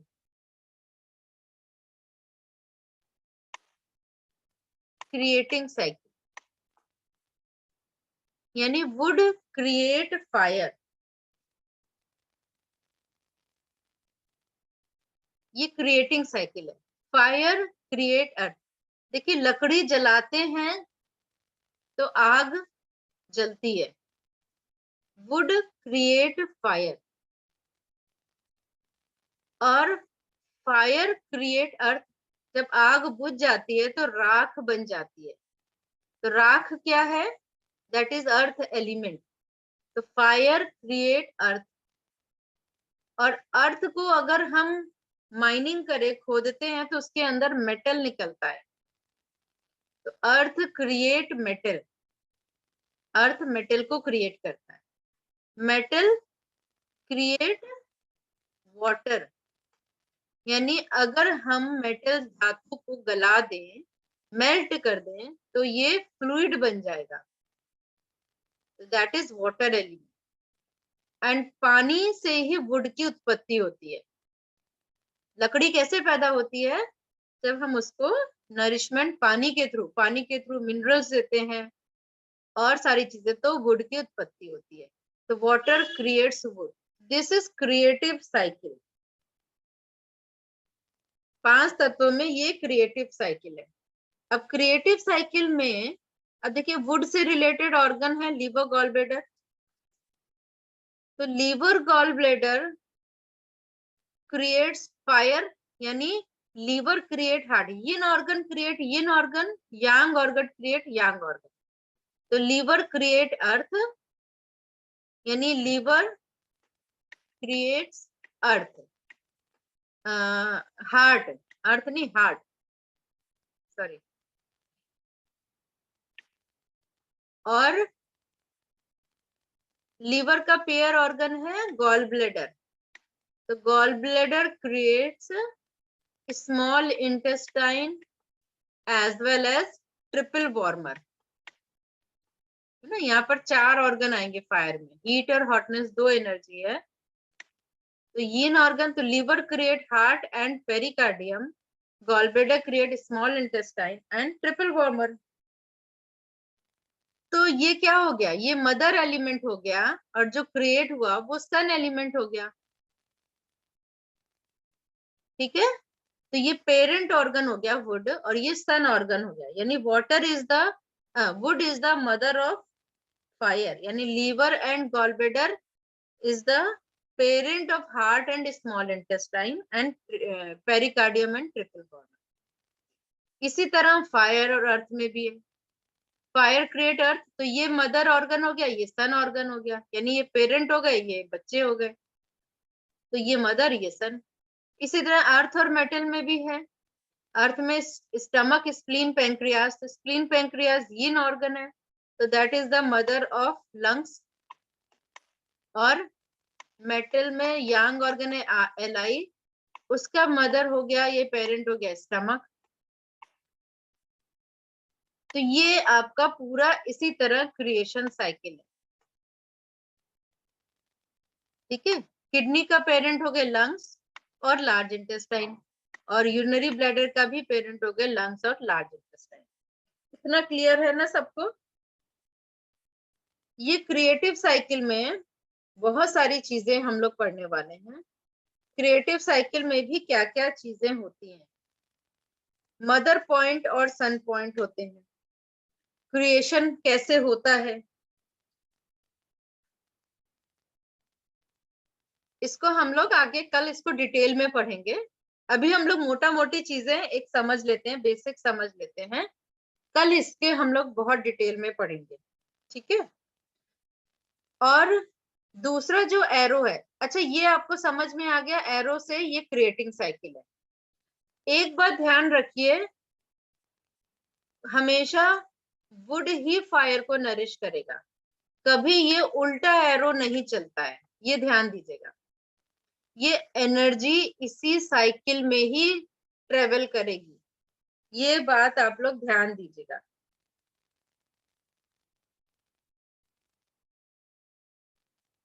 कभी भी एनर्जी उल्टी नहीं चलेगी। इसका क्या मतलब है? एनर्जी इधर से इधर ही ट्रेवल करेगी, विंड से हीट और हॉटनेस में ट्रेवल करेगी। Liver, gallbladder, create heart and small intestine, तो एनर्जी ऐसे ही ट्रेवल करेगी। यानी लीवर अपनी एनर्जी अपने सन ऑर्गन हार्ट को ही देगा, हार्ट अपनी एनर्जी लीवर को नहीं देगा। ये बात क्लियर हुई? हार्ट और पेरिकार्डियम अपनी एनर्जी स्प्लीन पैंक्रियास को ही देगा, स्प्लीन पैंक्रियास हार्ट को एनर्जी नहीं दे सकता, है ना। अर्थ अपनी एनर्जी लंग्स को ही, स्प्लीन पैंक्रियास अपनी एनर्जी लंग्स को ही देगा, लंग्स अपनी एनर्जी स्प्लीन पैंक्रियास को कभी नहीं देगा। इसी तरह लंग्स अपनी एनर्जी किडनी को देगा, किडनी लंग्स को नहीं देगा। ठीक है, तो ये चीजें, ये आप लोगों को स्क्रीन शेयर हो रहा है ना? परविंदर जी स्क्रीन शेयर हो रही है? Yes ma'am. ओके, तो क्रिएशन साइकिल में हमें ये बात समझनी पड़ेगी, उल्टा नहीं चलता कभी भी क्रिएशन। अब देखिए दूसरा जो एरो है, the second arrow is control cycle. हालांकि आप सभी लोगों ने इसको पढ़ा हुआ है, बट डिवीजन तो करवाना ही पड़ेगा। वैसे मैंने वीडियो भी डाला था अपना एक, कि आप लोग उसको देख लीजिए, है ना। वीडियो डाला था कि जिसको नहीं आता वो देख ले। आज मैं फिर से डाल देती हूँ, जो बाद में जुड़े हैं 5 एलिमेंट साइकिल को समझने के लिए उसका वीडियो फिर से देख लीजिएगा, ठीक है। यूट्यूब चैनल पे है मेरे। तो ये जो बीच वाले एरो, कलरफुल एरो दिख रहे हैं, देखिए वुड से एक हरी लाइन गई अर्थ की ओर। क्यों गई? क्योंकि वुड का कलर हरा होता है ना, ग्रीन होता है। एंड ये क्या करता है? It controls earth. कंट्रोल का क्या मतलब है? कंट्रोल का मतलब ये है कि कोई भी ज्यादा, देखिए हमारे बॉडी में पांचों एलिमेंट बैलेंस फॉर्म में रहने चाहिए, राइट। अगर आग ज्यादा भड़क जाए तो बैलेंस कौन करेगा? वाटर। तो वाटर से एक लाइन आपके फायर एलिमेंट की तरफ गई, यानी वाटर कंट्रोल्स फायर। आग जब जलने लगती है तो पानी से बुझाना पड़ता है ना। अभी तो आपके एक फायर ग्रिड वो भी आ गया है, एक्सटिंग्विशर भी आ गया है, उससे भी बुझाते हैं। लेकिन पहले तो वो नहीं आता था ना, तो पानी से ही बुझाना पड़ता था। कभी कभी मिट्टी भी डाल के बुझाते हैं अगर छोटी आग हो तो, है ना। आपके बॉडी में अगर फायर बढ़ जाए, शरीर के अंदर अग्नि बढ़ जाए, देखिए हमारा शरीर पांचों तत्वों का मिला जुला रूप है। Our body made up of 5 elements, wood, fire, earth, metal, water. तो अगर आपकी बॉडी में अग्नि बढ़ जाए तो कंट्रोल करने के लिए वाटर चाहिए। क्लियर हुई बात? यानी वाटर कंट्रोल फायर। तो किडनी, यूबी, इसके ऑर्गन क्या है? किडनी और यूबी। तो these are the controller of heart, pericardium, small intestine and triple warmer. ठीक है, तो these are the controller organ. इसी तरह वुड से ग्रीन एरो गया है अर्थ की तरफ, यानी वुड कंट्रोल अर्थ। यानी आपके अर्थ में, देखिए आपकी धरती के ऊपर, अर्थ के ऊपर अगर वुड नहीं होता तो क्या होता? पेड़ पौधे नहीं होते तो क्या होते? हर जगह मिट्टी उड़ती रहती, सॉइल इरोजन होता, कोई भी खाना, फूड, अन्न, आपके grains, there is no harvesting, no plants, कुछ नहीं होता, है ना। तो ये मून की तरह हो जाता। हमारी जो अर्थ होती ना वो मून की जैसी होती, कोई प्लांट्स नहीं होते, सॉइल इरोजन हर वक्त होता रहता, कुछ भी चीज ठहरती नहीं। तो वुड उसको बांध के रखता है अर्थ को, तो वुड कंट्रोल अर्थ। तो it means liver and gall bladder controls stomach, spleen, pancreas. यानी आपके बॉडी में स्टमक, स्प्लीन अगर बढ़ जाए, इसका क्या मतलब है? स्टमक स्प्लीन की एनर्जी, अर्थ एलिमेंट बढ़ जाए, अर्थ एलिमेंट कहाँ पर है आपकी बॉडी में? फ्लैश के रूप में है। आपका जो फ्लैश है, मांस है ना, वो अर्थ एलिमेंट है। अगर वो बढ़ गया तो क्या होगा? ज्यादा हैवीनेस आ जाएगी बॉडी में, हैवीनेस आ जाएगी, मोटापा आ जाएगा, है ना, और डलनेस आ जाएगी। और कहां पर है अर्थ एलिमेंट? अगर बॉडी फ्लूइड्स हैवी हो जाए, मतलब डेंसिटी बढ़ जाए, बॉडी फ्लूइड्स की डेंसिटी बढ़ जाए, यानी थिकनेस बढ़ जाए, बॉडी फ्लूइड हैवी हो जाए। अगर पतला है तो वाटर एलिमेंट है, और हैवीनेस बढ़ गई इसका मतलब अर्थ एलिमेंट बढ़ गया बॉडी फ्लूइड। क्लियर हुई बात? तो थिकनेस, हैवीनेस, कहीं भी थिकनेस बढ़ जाए तो ये क्या है? ये डैम्पनेस, ह्यूमिडिटी है, डैम्पनेस, ह्यूमिड। आप देखिए ह्यूमिड क्लाइमेट जब होता है, यानी जब रेनी सीजन होता है, बारिश के मौसम में क्या होता है? एनवायरमेंट में बहुत सारा डैम्पनेस होता है। डैम्पनेस मतलब ह्यूमिड नेचर, ह्यूमिडिटी होती है। तो आपको कैसा फील होता है बताइए? जब भी डैम्पनेस बड़ी होगी तो आपको घुटन महसूस होगी। एसी, एयर कंडीशन की रिक्वायरमेंट होती है, कूलिंग एजेंट की रिक्वायरमेंट होती है कि नहीं होती है? सबसे ज्यादा मॉस्किटोज, फ्लाइज, मक्खी, मच्छर, बैक्टीरिया, जर्म्स कब होते हैं? रेनी सीजन में, बिकॉज डैम्पनेस सबसे ज्यादा रेनी सीजन में होती है। और रेनी सीजन में क्या होता है? कभी बहुत तेज धूप है, सनलाइट है, अग्नि है, यानी इसको हॉटनेस कंडीशन कहते हैं। रेनी सीजन में क्या होता है? बहुत ज्यादा गर्मी भी होती है और बहुत ज्यादा बारिश भी होती है। कभी बारिश कभी गर्मी, तो दोनों मिलके डैम्पनेस, ह्यूमिडिटी क्रिएट कर देते हैं। तो आपको एसी चाहिए होता है ना? क्यों एसी चाहिए? Because you can not survive in excess humidity, humid condition. Body can not survive in excess. तो जिनके घर में एसी नहीं होता तो किसी ना किसी तरह कूलिंग करने की कोशिश करते हैं, जैसे फूड के थ्रू करते हैं, अपने घर में चिक्स लगाते हैं, है ना, मटके में ठंडा पानी पीने रखते हैं पीने के लिए। डिफरेंट डिफरेंट तरीके से अडॉप्ट किए जाते हैं कूल करने के लिए। सोचिए अगर आपकी बॉडी में किसी ऑर्गन में डैम्पनेस बढ़ गई तो क्या होगा?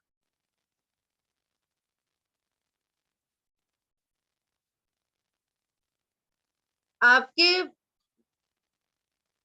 बॉडी में डैम्पनेस बढ़ गई ना, तो आपकी बॉडी से जो स्मेल आएगी वो कैसी आएगी? स्वीट स्मेल ज्यादा आएगी, अजीब सी मीठी सी गंध आएगी। आपके पास कोई पेशेंट आया तो देखिए अजीब सी मीठी जैसी गंध उसके बॉडी से, जिनके मोटापा, फ्लैश ज्यादा होता है ना, उनकी बॉडी से भी एक अजीब सी स्मेल, मीठी सी स्मेल आती है। क्यों? क्योंकि अर्थ एलिमेंट से रिलेटेड स्मेल क्या होती है? हर एलिमेंट की एक स्मेल होती है, उस स्मेल से आप पहचान सकते हैं। तो इसकी स्मेल होती है स्वीट। और आपको अगर डैम्पनेस कम होगी, मान लीजिए बॉडी में डैम्पनेस कम है, तो आपको, यानी अर्थ एलिमेंट की कमी है, ह्यूमिडिटी कमी है, तो आपको मीठा खाने की इच्छा होगी, स्वीट खाने की इच्छा होगी, स्वीट चाहिए, क्रेविंग्स होती है मीठा खाने की। जब स्प्लीन कमजोर होती है तो मीठा खाने की क्रेविंग होती है। ठीक है, तो ये आपको डैम्पनेस, तो आप टेस्ट से और स्मेल से, ये भी हर ऑर्गन का एक स्मेल है और एक टेस्ट है, तो इससे आपको इच्छा होगी कि मीठा खाएं, या आपके बॉडी से स्मेल आ सकती है मीठी जैसी, या आपका फ्लैश बढ़ सकता है, मोटापा बढ़ सकता है। और भी हम समझेंगे अर्थ से रिलेटेड क्या क्या। तो वुड क्या करेगा? अगर एक्सेस है तो वुड से कंट्रोल करेंगे, वुड कंट्रोल अर्थ। अगर डैम्पनेस बढ़ी हुई है तो वुड एलिमेंट बढ़ा दीजिए। अब वुड एलिमेंट आपकी बॉडी में क्या है बताइए। How to reduce sweet craving, अभी बता दी, मुझे 1 मिनट के लिए होल्ड करना पड़ेगा।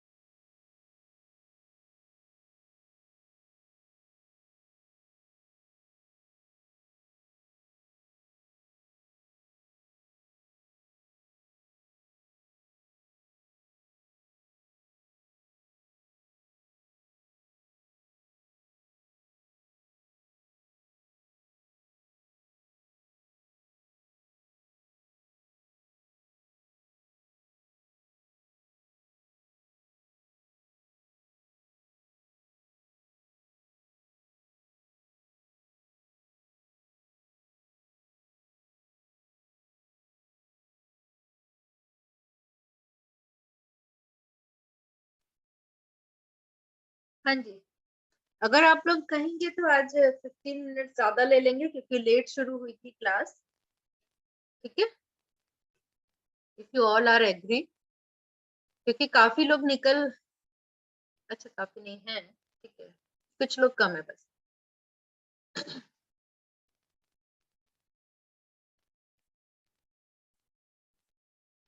जी, तो फूड क्रेविंग को कैसे कम करें, तो ये आगे हम लोग पॉइंट सीखेंगे, क्योंकि फूड क्रेविंग का मतलब क्या है बस आप पहले ये समझ लीजिए।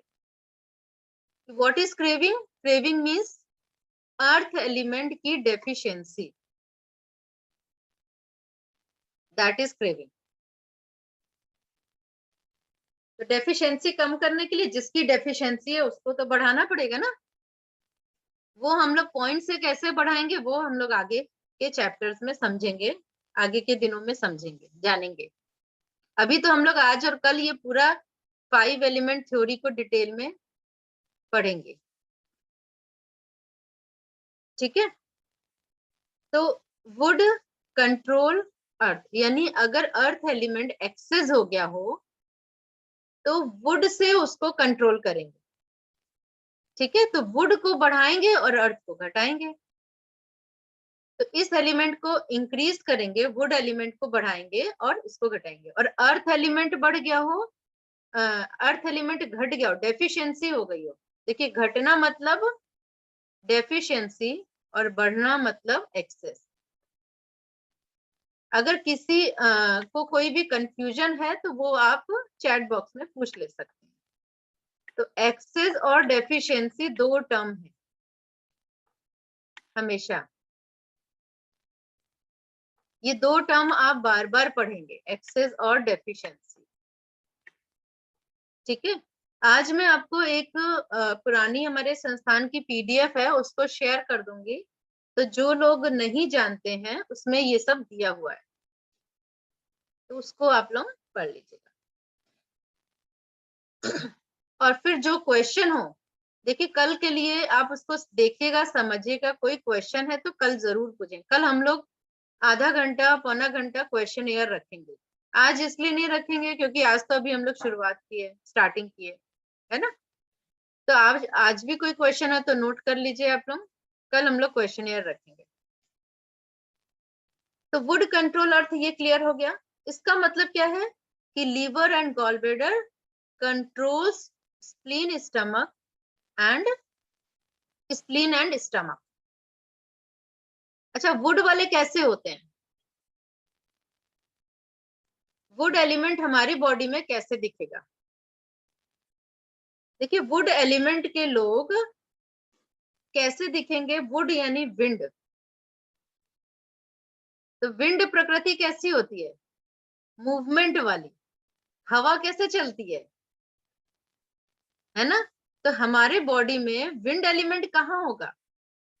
मूवमेंट जहां जहां है वहां वहां विंड एलिमेंट है। और कहाँ कहाँ मूवमेंट है बॉडी में? जैसे आपकी ब्लड मूव कर रहा है, बॉडी कर रहा है ना? अभी हमने पढ़ा था कि सेंटर यानी हार्ट से पेरिफेरी में और पेरिफेरी से हार्ट में ब्लड मूव कर रहा है। ये मूव कौन करता है? विंड विंड एनर्जी मूव करती है। और क्या, कहां पर है विंड एनर्जी?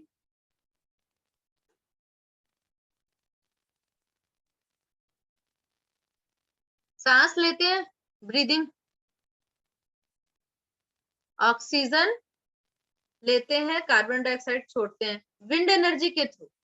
तो विंड एनर्जी हमारे जा रही है, अंदर जाती है, ब्लड में जाती है, ब्लड से पूरी बॉडी में जाती है, और फिर सांस के थ्रू छोड़ देते हैं। That is wind energy. और जितना मेटाबॉलिज्म है, जो भी मूवमेंट करा रहा है, वो विंड एनर्जी करा रहा है ना? हमारी बॉडी में खाने को पचाना विंड, वुड भी है और अग्नि भी है। बिना अग्नि के भी नहीं होगा, बिना विंड के भी नहीं होगा। तो विंड प्रोड्यूस अग्नि, विंड क्या करती है? अग्नि को उत्पन्न करती है ना। और अग्नि के बिना विंड काम नहीं कर सकती। तो wind heat, wind produces heat, तो हीट के बिना विंड भी काम नहीं करती। तो विंड हमेशा मूवमेंट रहता है। कुछ लोगों के दिमाग में भी मूवमेंट रहता है, ब्रेन में भी। What is this? ब्रेन का मूवमेंट क्या है?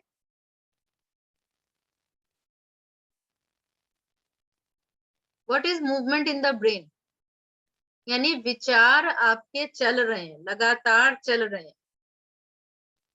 थॉट्स, खुराफात। या बड़ा सही वर्ड लिखा उन्होंने अजीत जी ने, खुराफात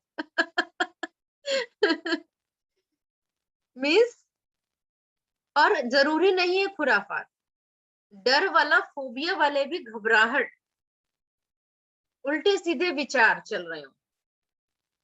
देखिए, विचारों में डर भी हो सकता है, कुछ होते हैं खुराफात यानी नॉटी विचार। खुराफात मतलब नॉटी थॉट्स। कुछ विचार होते हैं जो डर से उत्पन्न होते हैं, फोबियाज, घबराहट से उत्पन्न होते हैं। कुछ विचार होते हैं जो अच्छे विचार भी होते हैं, और ज्यादा हाइपर एक्टिव थॉट्स भी होते हैं। यानी बहुत ज्यादा आप कि अरे वाह, मैं तो ये कर लूंगा, मैं तो वो कर लूंगा, है ना? थॉट्स चल रहे हैं, तरह तरह के आइडियाज। कुछ लोग ऐसे भी होते हैं, बहुत ज्यादा आइडियाज, क्रिएटिव माइंडेड होते हैं जिनको कहते हैं। तो क्रिएटिविटी क्या है? Creativity is wind energy. बच्चे कैसे होते हैं? छोटे बच्चे बहुत दौड़ते हैं, भागते हैं, उछलते हैं, कूदते हैं, है ना? They are wind energy, fast movement करते हैं। और ओल्ड एज में देखिए मूवमेंट बिल्कुल कम हो जाती है, बिल्कुल लो मूवमेंट, लो प्रोफाइल हो जाते हैं, डल हो जाते हैं। वाई? चंचल होते हैं। क्यों होते हैं? क्योंकि, एक मिनट होल्ड करिए, मैं ये नया वाला जो है वो चंचल जी को भेज देती हूँ। आज की हमारी गेस्ट थी चंचल जी, तो मैं उनको एक बार कॉल कर लेती हूँ, है ना?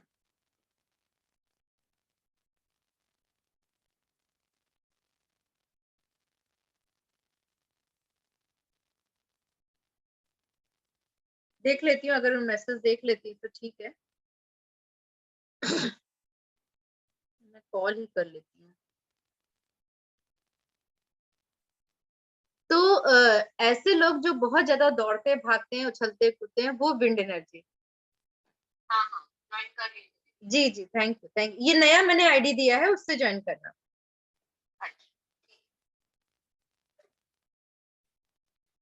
ओके।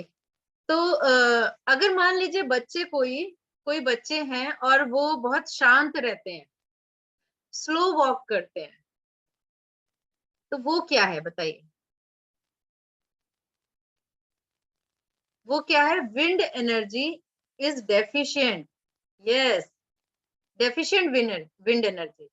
और कोई 60 साल की उम्र में बहुत दौड़ता भागता है, बहुत नए नए आइडियाज क्रिएट करता है, बहुत ज्यादा मूवमेंट करता है ना, तो वो क्या है? Wind energy is excess condition. Hyper active 60 से 80 की एज में अगर हाइपर एक्टिव है तो एक्सेस ऑफ विंड। इसको हम एक एग्जाम्पल के तौर पे एक और तरीके से समझते हैं कि अगर आप एक 12 साल के 10-12 साल के बच्चे को आपने 50 रुपीज दिए और बोले बेटा जाओ ये टमाटर खरीद के ले आओ, ये सब्जी खरीद के ले आओ, तो वो सब्जी कैसे खरीदेगा बताइए? वो जाएगा, सब्जी वाले को पैसे देगा, भैया 1 kg टमाटर दे दीजिए, और भाग के जाएगा, पैसे देगा, भाग के लेके आएगा। और अगर 25 ईयर बॉय को आप दीजिए तो वो जाएगा, वो पूछेगा कि भाई सब्जी कितने रुपए किलो है, टमाटर कितने रुपए किलो है, अच्छा भैया 1 किलो टमाटर दे दीजिए, और पैसे गिनेगा और वापस आएगा। ये हॉटनेस एनर्जी है। ही विल नॉट बॉदर कि आप उसको सेपरेट करेंगे, छांटेंगे। विंड वाले को तो ये भी मतलब नहीं है कि कितने रुपए किलो है बच्चे को, बट हीट और हॉटनेस वाला क्या है, 20 to 30 की एज है ना, ये और 30 to 40 की एज, ये हीट और हॉटनेस एनर्जी है, राइट? तो वो थोड़ा सा पूछेगा, समझेगा और ले आएगा। अगर आप 40 से 45 साल के व्यक्ति के बीच में उसको दीजिएगा तो वो कैसे लाएगा सब्जी?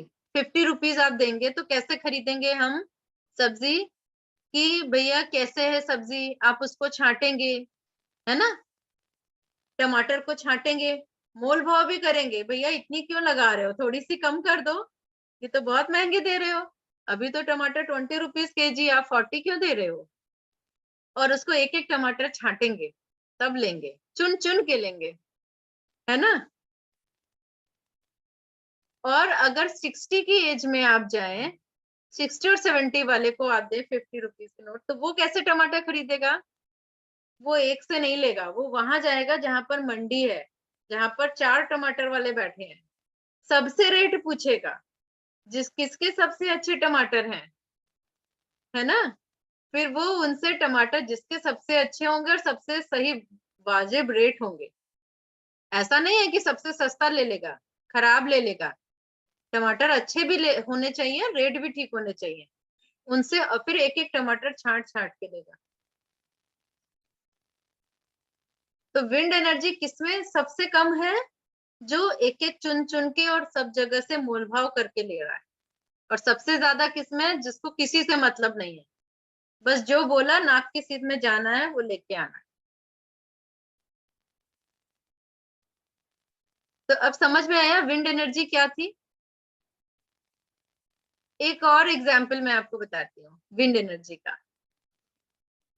विंड एनर्जी जैसे अभी हमारी एक हमारे संस्थान में कोर्स से जुड़ी हुई थी डॉक्टर रश्मि झा, तो उन्होंने she was a Bhopal gas tragedy victim in 1984, है ना, and she has learned acupuncture in China after that. तो उनको जो 2 दिसंबर वॉज द टाइम जब भोपाल गैस ट्रेजेडी हुई थी,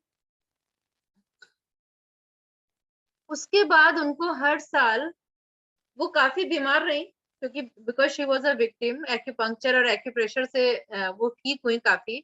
अभी उन्होंने संस्थान के 2 सेमेस्टर किए because she was attracted with the Ayurvedic acupressure, that's why she has joined, इसलिए उन्होंने जुड़ता। बट उन्होंने बताया कि हर बार 2 दिसंबर को उनको नेगेटिव थॉट्स आते हैं, डेड बॉडीज नजर आती हैं, और उनको उनके जो घबराहट दिमाग में चलती, विचार वही वही विचार, वही इतने सालों पुरानी चीजें उनको घूमती हैं, 3-4 दिन तक नींद नहीं आती है उनको। तो आपको याद होगा वेडनेसडे क्लास में उन्होंने क्वेश्चन पूछा था, तो सर ने उनको टाइम एक्यूप्रेशर से ट्रीटमेंट दिया था, ठीक है। तो टाइम एक्यूप्रेशर से उन्होंने उनका जो इलाज किया था, फिर मैंने उनको पॉइंट बना के भेजे थे। तो सर ने बोला कि वात को कम करो, कफ को बढ़ाओ, उन्होंने आयुर्वेदिक ट्रीटमेंट दिया था। यहाँ पर मैं क्यों बता रही हूँ, क्योंकि विंड एनर्जी जब आपके अंदर ही अंदर रहती है, दिस क्रिएटेड थॉट प्रोसेस, और आपकी जो पुरानी यादें हैं उन्हीं विचारों में आप घूमते रहते हैं, चलते रहते हैं। वो आपके दिमाग को हर्ट करती रहती है, नींद नहीं आएगी, सोने नहीं देंगी। तो चाहे नेगेटिव थॉट्स हो चाहे पॉजिटिव थॉट हो, excess thoughts are always bad. तो ये एक्सेस विंड एनर्जी है। तो ये भी एक विंड एनर्जी का कुरूप एक एस्पेक्ट है, उसका एक पहलू है। तो हर हर एनर्जी का एक पॉजिटिव साइड होता है और एक नेगेटिव साइड होता है। तो विंड अगर बढ़ गई, विंड एक्सेस है, तो भी हमें उसको विंड को कम करना है। हम विंड, मैं सिर्फ ये सिखा रही हूँ को पहचाने कैसे कि ये विंड एनर्जी है। और तो विंड एनर्जी कम है तो क्या होगा, थॉट्स ही नहीं आएंगे, आइडियाज भी नहीं होंगे। जिनकी विंड एनर्जी कम होती है they are less creative. Wind energy वाले लोग देखिए स्किनी होते हैं, हड्डियां नजर आती हैं। उनको 10 रोटी खिला दो फिर भी उनके शरीर में नहीं लगेगा, है ना, वो लोग हड्डियां नजर आती हैं। Bhupinder ji, you will learn everything. अभी तो हम लोग समझ रहे हैं how to recognise, how to diagnose. आप कैसे समझे कि दिस इज विंड एनर्जी। अभी we are studying 5 element cycle theory, because यही यही रूट है, 5 एलिमेंट साइकिल का यही रूट है।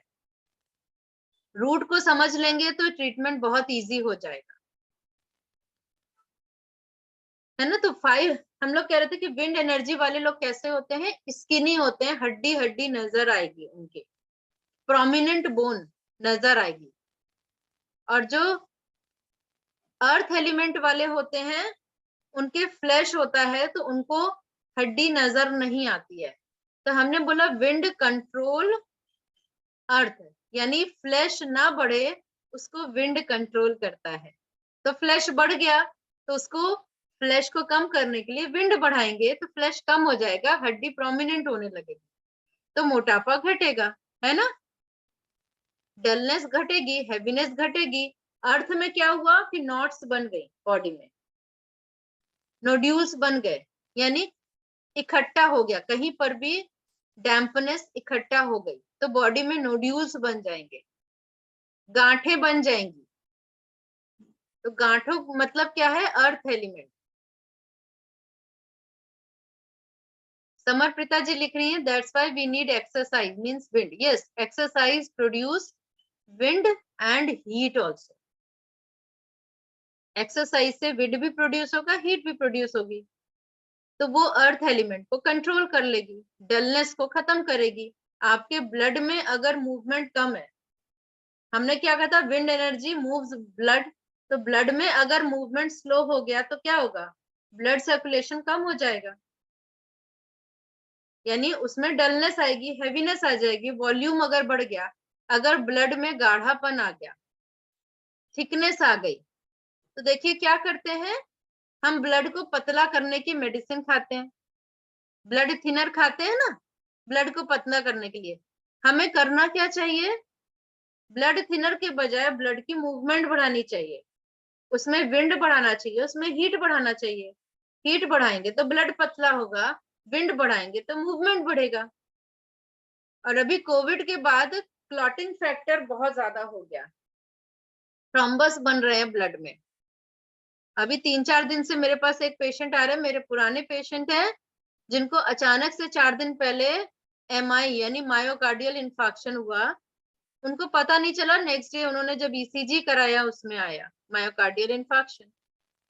तो मायोकार्डियल इंफाक्शन क्यों आया, मायोकार्डियल इंफाक्शन का मतलब क्या है कि किसी एक पार्ट को, जो हम लोग ने अभी बात की थी ना, ब्लड सप्लाई, कोरोनरी आर्टरी से ब्लड गया, अब मान लीजिए कोई थ्रोम्बस आ गया, यानी ब्लड में क्लॉट आ गया, तो उसने उस कैपिलरी से किसी पार्ट तक, यानी किसी हार्ट के ब्लड सेल तक पहुंचा नहीं, किसी एरिया तक ब्लड नहीं पहुंचा, जो थ्रोम्बस आ जाएगा ना तो पतली पतली कैपिलरीज तक नहीं जा पाएगा, तो वो पार्ट डेड हो गया, दैट इज कॉल्ड इंफाक्शन।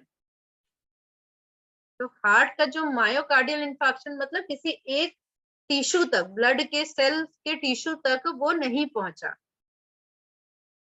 क्यों नहीं पहुंचा? क्योंकि कहीं ना कहीं कोई थ्रोम्बस, कोई क्लॉट आ गया। ठीक है, तो कहीं भी थ्रोम्बस क्लॉट आया, ये अर्थ एलिमेंट है, तो ब्लड में अर्थ एलिमेंट। तो ऐसे ही स्किन में भी आ सकता है। तो स्किन वाला तो हमें नजर आता है ना, गांठें बन जाती हैं। ऑर्गन के अंदर भी हो सकता है अर्थ एलिमेंट, राइट। तो हमें इस तरह से विंड को और अर्थ को, वुड एलिमेंट और अर्थ एलिमेंट, ये समझना पड़ेगा। अब देखिए, वुड को कौन कंट्रोल करता है? Would controlled by metal. ठीक है, वुड कंट्रोल बाय मेटल। तो मेटल क्या है? Dryness energy. अब मेटल वाले को कैसे पहचानेंगे? हम कैसे पहचानेंगे कि ये मेटल एलिमेंट का है, या कैसे पहचानेंगे कि इसके अंदर ड्राइनेस एनर्जी बढ़ गई है? कैसे पहचानेंगे? एक तो देखिए, हम लोग ने देखा था सबसे पहले कलर। उसका कलर होता है सफेदी पुता चेहरा, यानी चेहरे पे सफेदी हो, कोई चमक ना हो, ड्राइनेस आ जाए, सफेदी हो जाए या ड्राइनेस आ जाए, स्किन में ड्राइनेस आ जाए। अब मेटल एलिमेंट के ऑर्गन है लंग्स एंड लार्ज इंटेस्टाइन। तो आप लोग ये लिख के रख लीजिए, lungs open into skin. Lung से रिलेटेड क्या क्या चीजें हैं? Nose, skin and body hairs. Nose, skin and body hairs, ये लिख के रख लीजिए।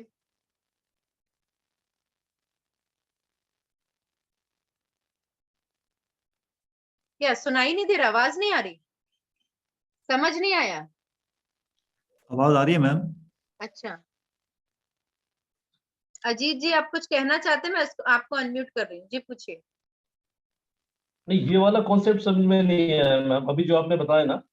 हाँ, ये अभी बता रही हूँ, प्लीज। अभी एक्सप्लेन कर रही हूँ मैं।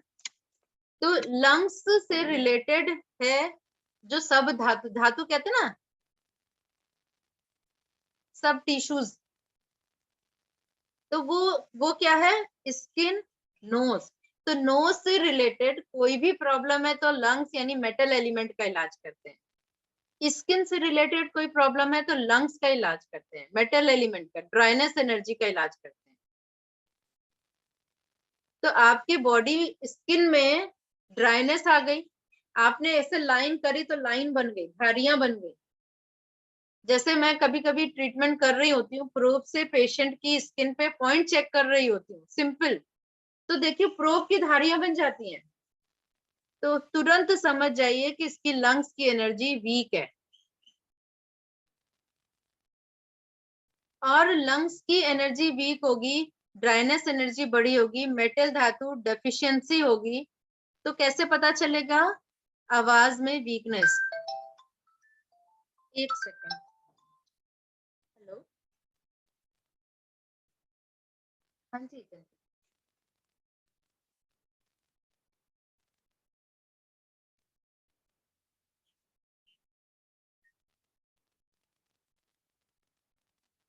अच्छा ठीक है, ठीक है, मैं कर लूँ।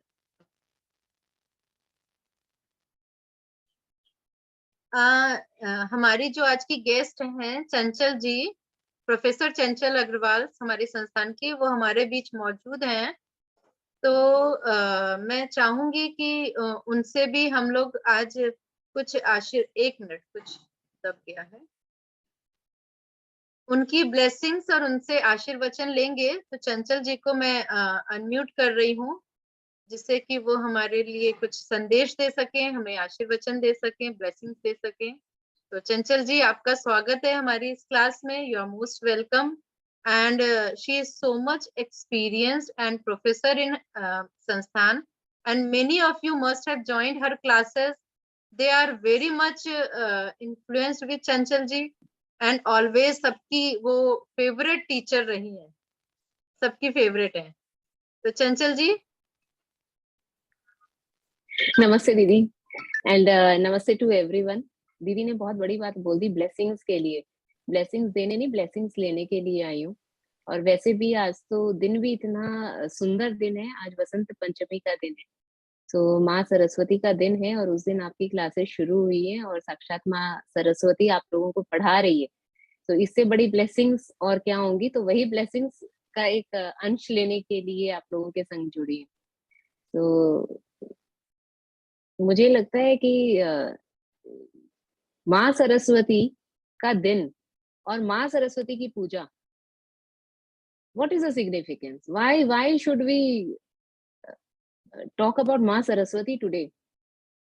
पहली बात तो एक बार आप सब एनर्जी को फील करिएगा, just sit straight for few, I will not take much of your time. आप जो सुन रहे थे मैं भी उसे सुन रही थी और मैं भी उसी गंगा में नहा रही थी, लेकिन उसी गंगा को इंटरप्ट कर दिया मैंने। 1-2-4 मिनट के लिए दीदी ने प्यार से बुलाया और मैं मना नहीं कर पाई।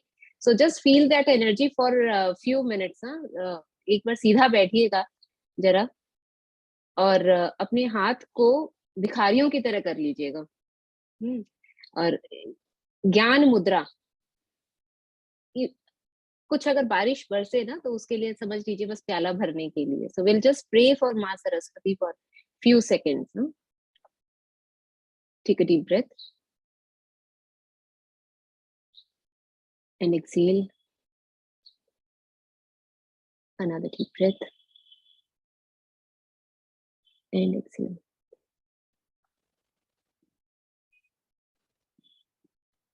या कुंदेन्दु तुषारहारिधवला या शुभ्रवस्त्रावृता या वीणावरदण्डमण्डितकरा या श्वेत पद्मासना या ब्रह्माच्युत शंकर प्रभृतिभिः देवैः सदा पूजिता सा मां पातु सरस्वती भगवती निःशेष जाड्यापहा। माँ सरस्वती को याद करते हुए, उनकी ब्लेसिंग्स लेते हुए हम विश करते हैं कि जो गंगा में नहा रहे हैं उसी गंगा में नहाते रहें। हम सबके जिंगवेल पॉइंट्स उस वात से भरे रहें जो कि हमें बैलेंस करे, हमारे अंदर क्रिएटिविटी लाए, वो विंड उजागर करे और वो लंग्स और उस लार्ज इंटेस्टाइन और स्किन और नोज के अंदर में उस पॉजिटिव और ब्लेस्ड वात को माँ सरस्वती भरे। वो यंग स्प्रिंग पॉइंट्स हमारे उस पित्त से भरे रहे जो हमें विजडम दे, हमें क्रिएटिविटी दे, हमारे पित्त को बैलेंस करे और हमें विवेक दे। हमारे ही सी पॉइंट को उस कफ से भर दे जो कि बैलेंस्ड कफ हो और हमारे विचारों में दृढ़ता लाए।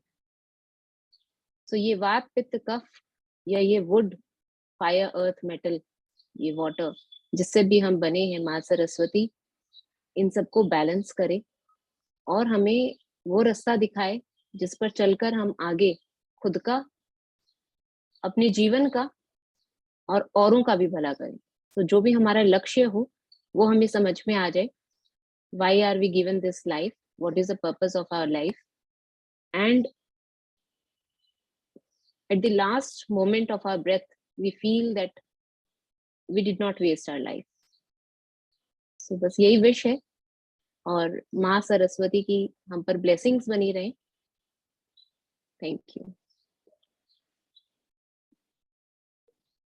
थैंक यू सो मच चंचल जी, आपने बहुत ही सुंदर बात बोली है और मेरे पास वर्ड्स नहीं है आपको थैंक यू कहने के लिए।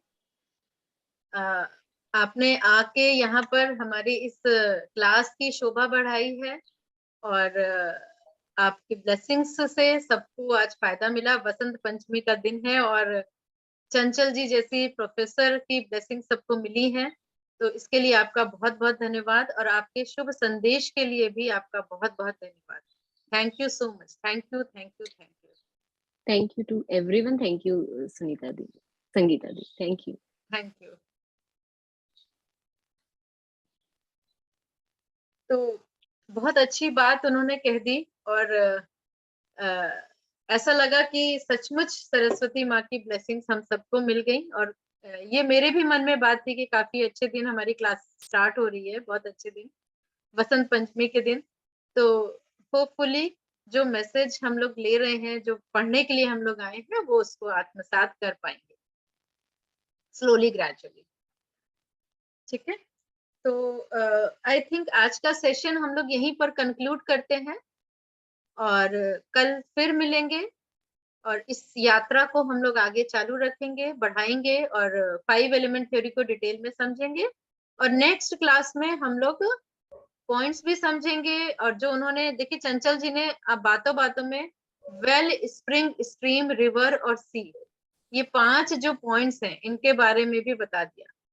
तो इसको हम लोग डिटेल में समझेंगे और आप लोग अपने क्वेश्चन ईयर के लिए भी कल तैयार रहिएगा। ठीक है, so thank you so much, नमस्कार सबको, have a good day, thank you.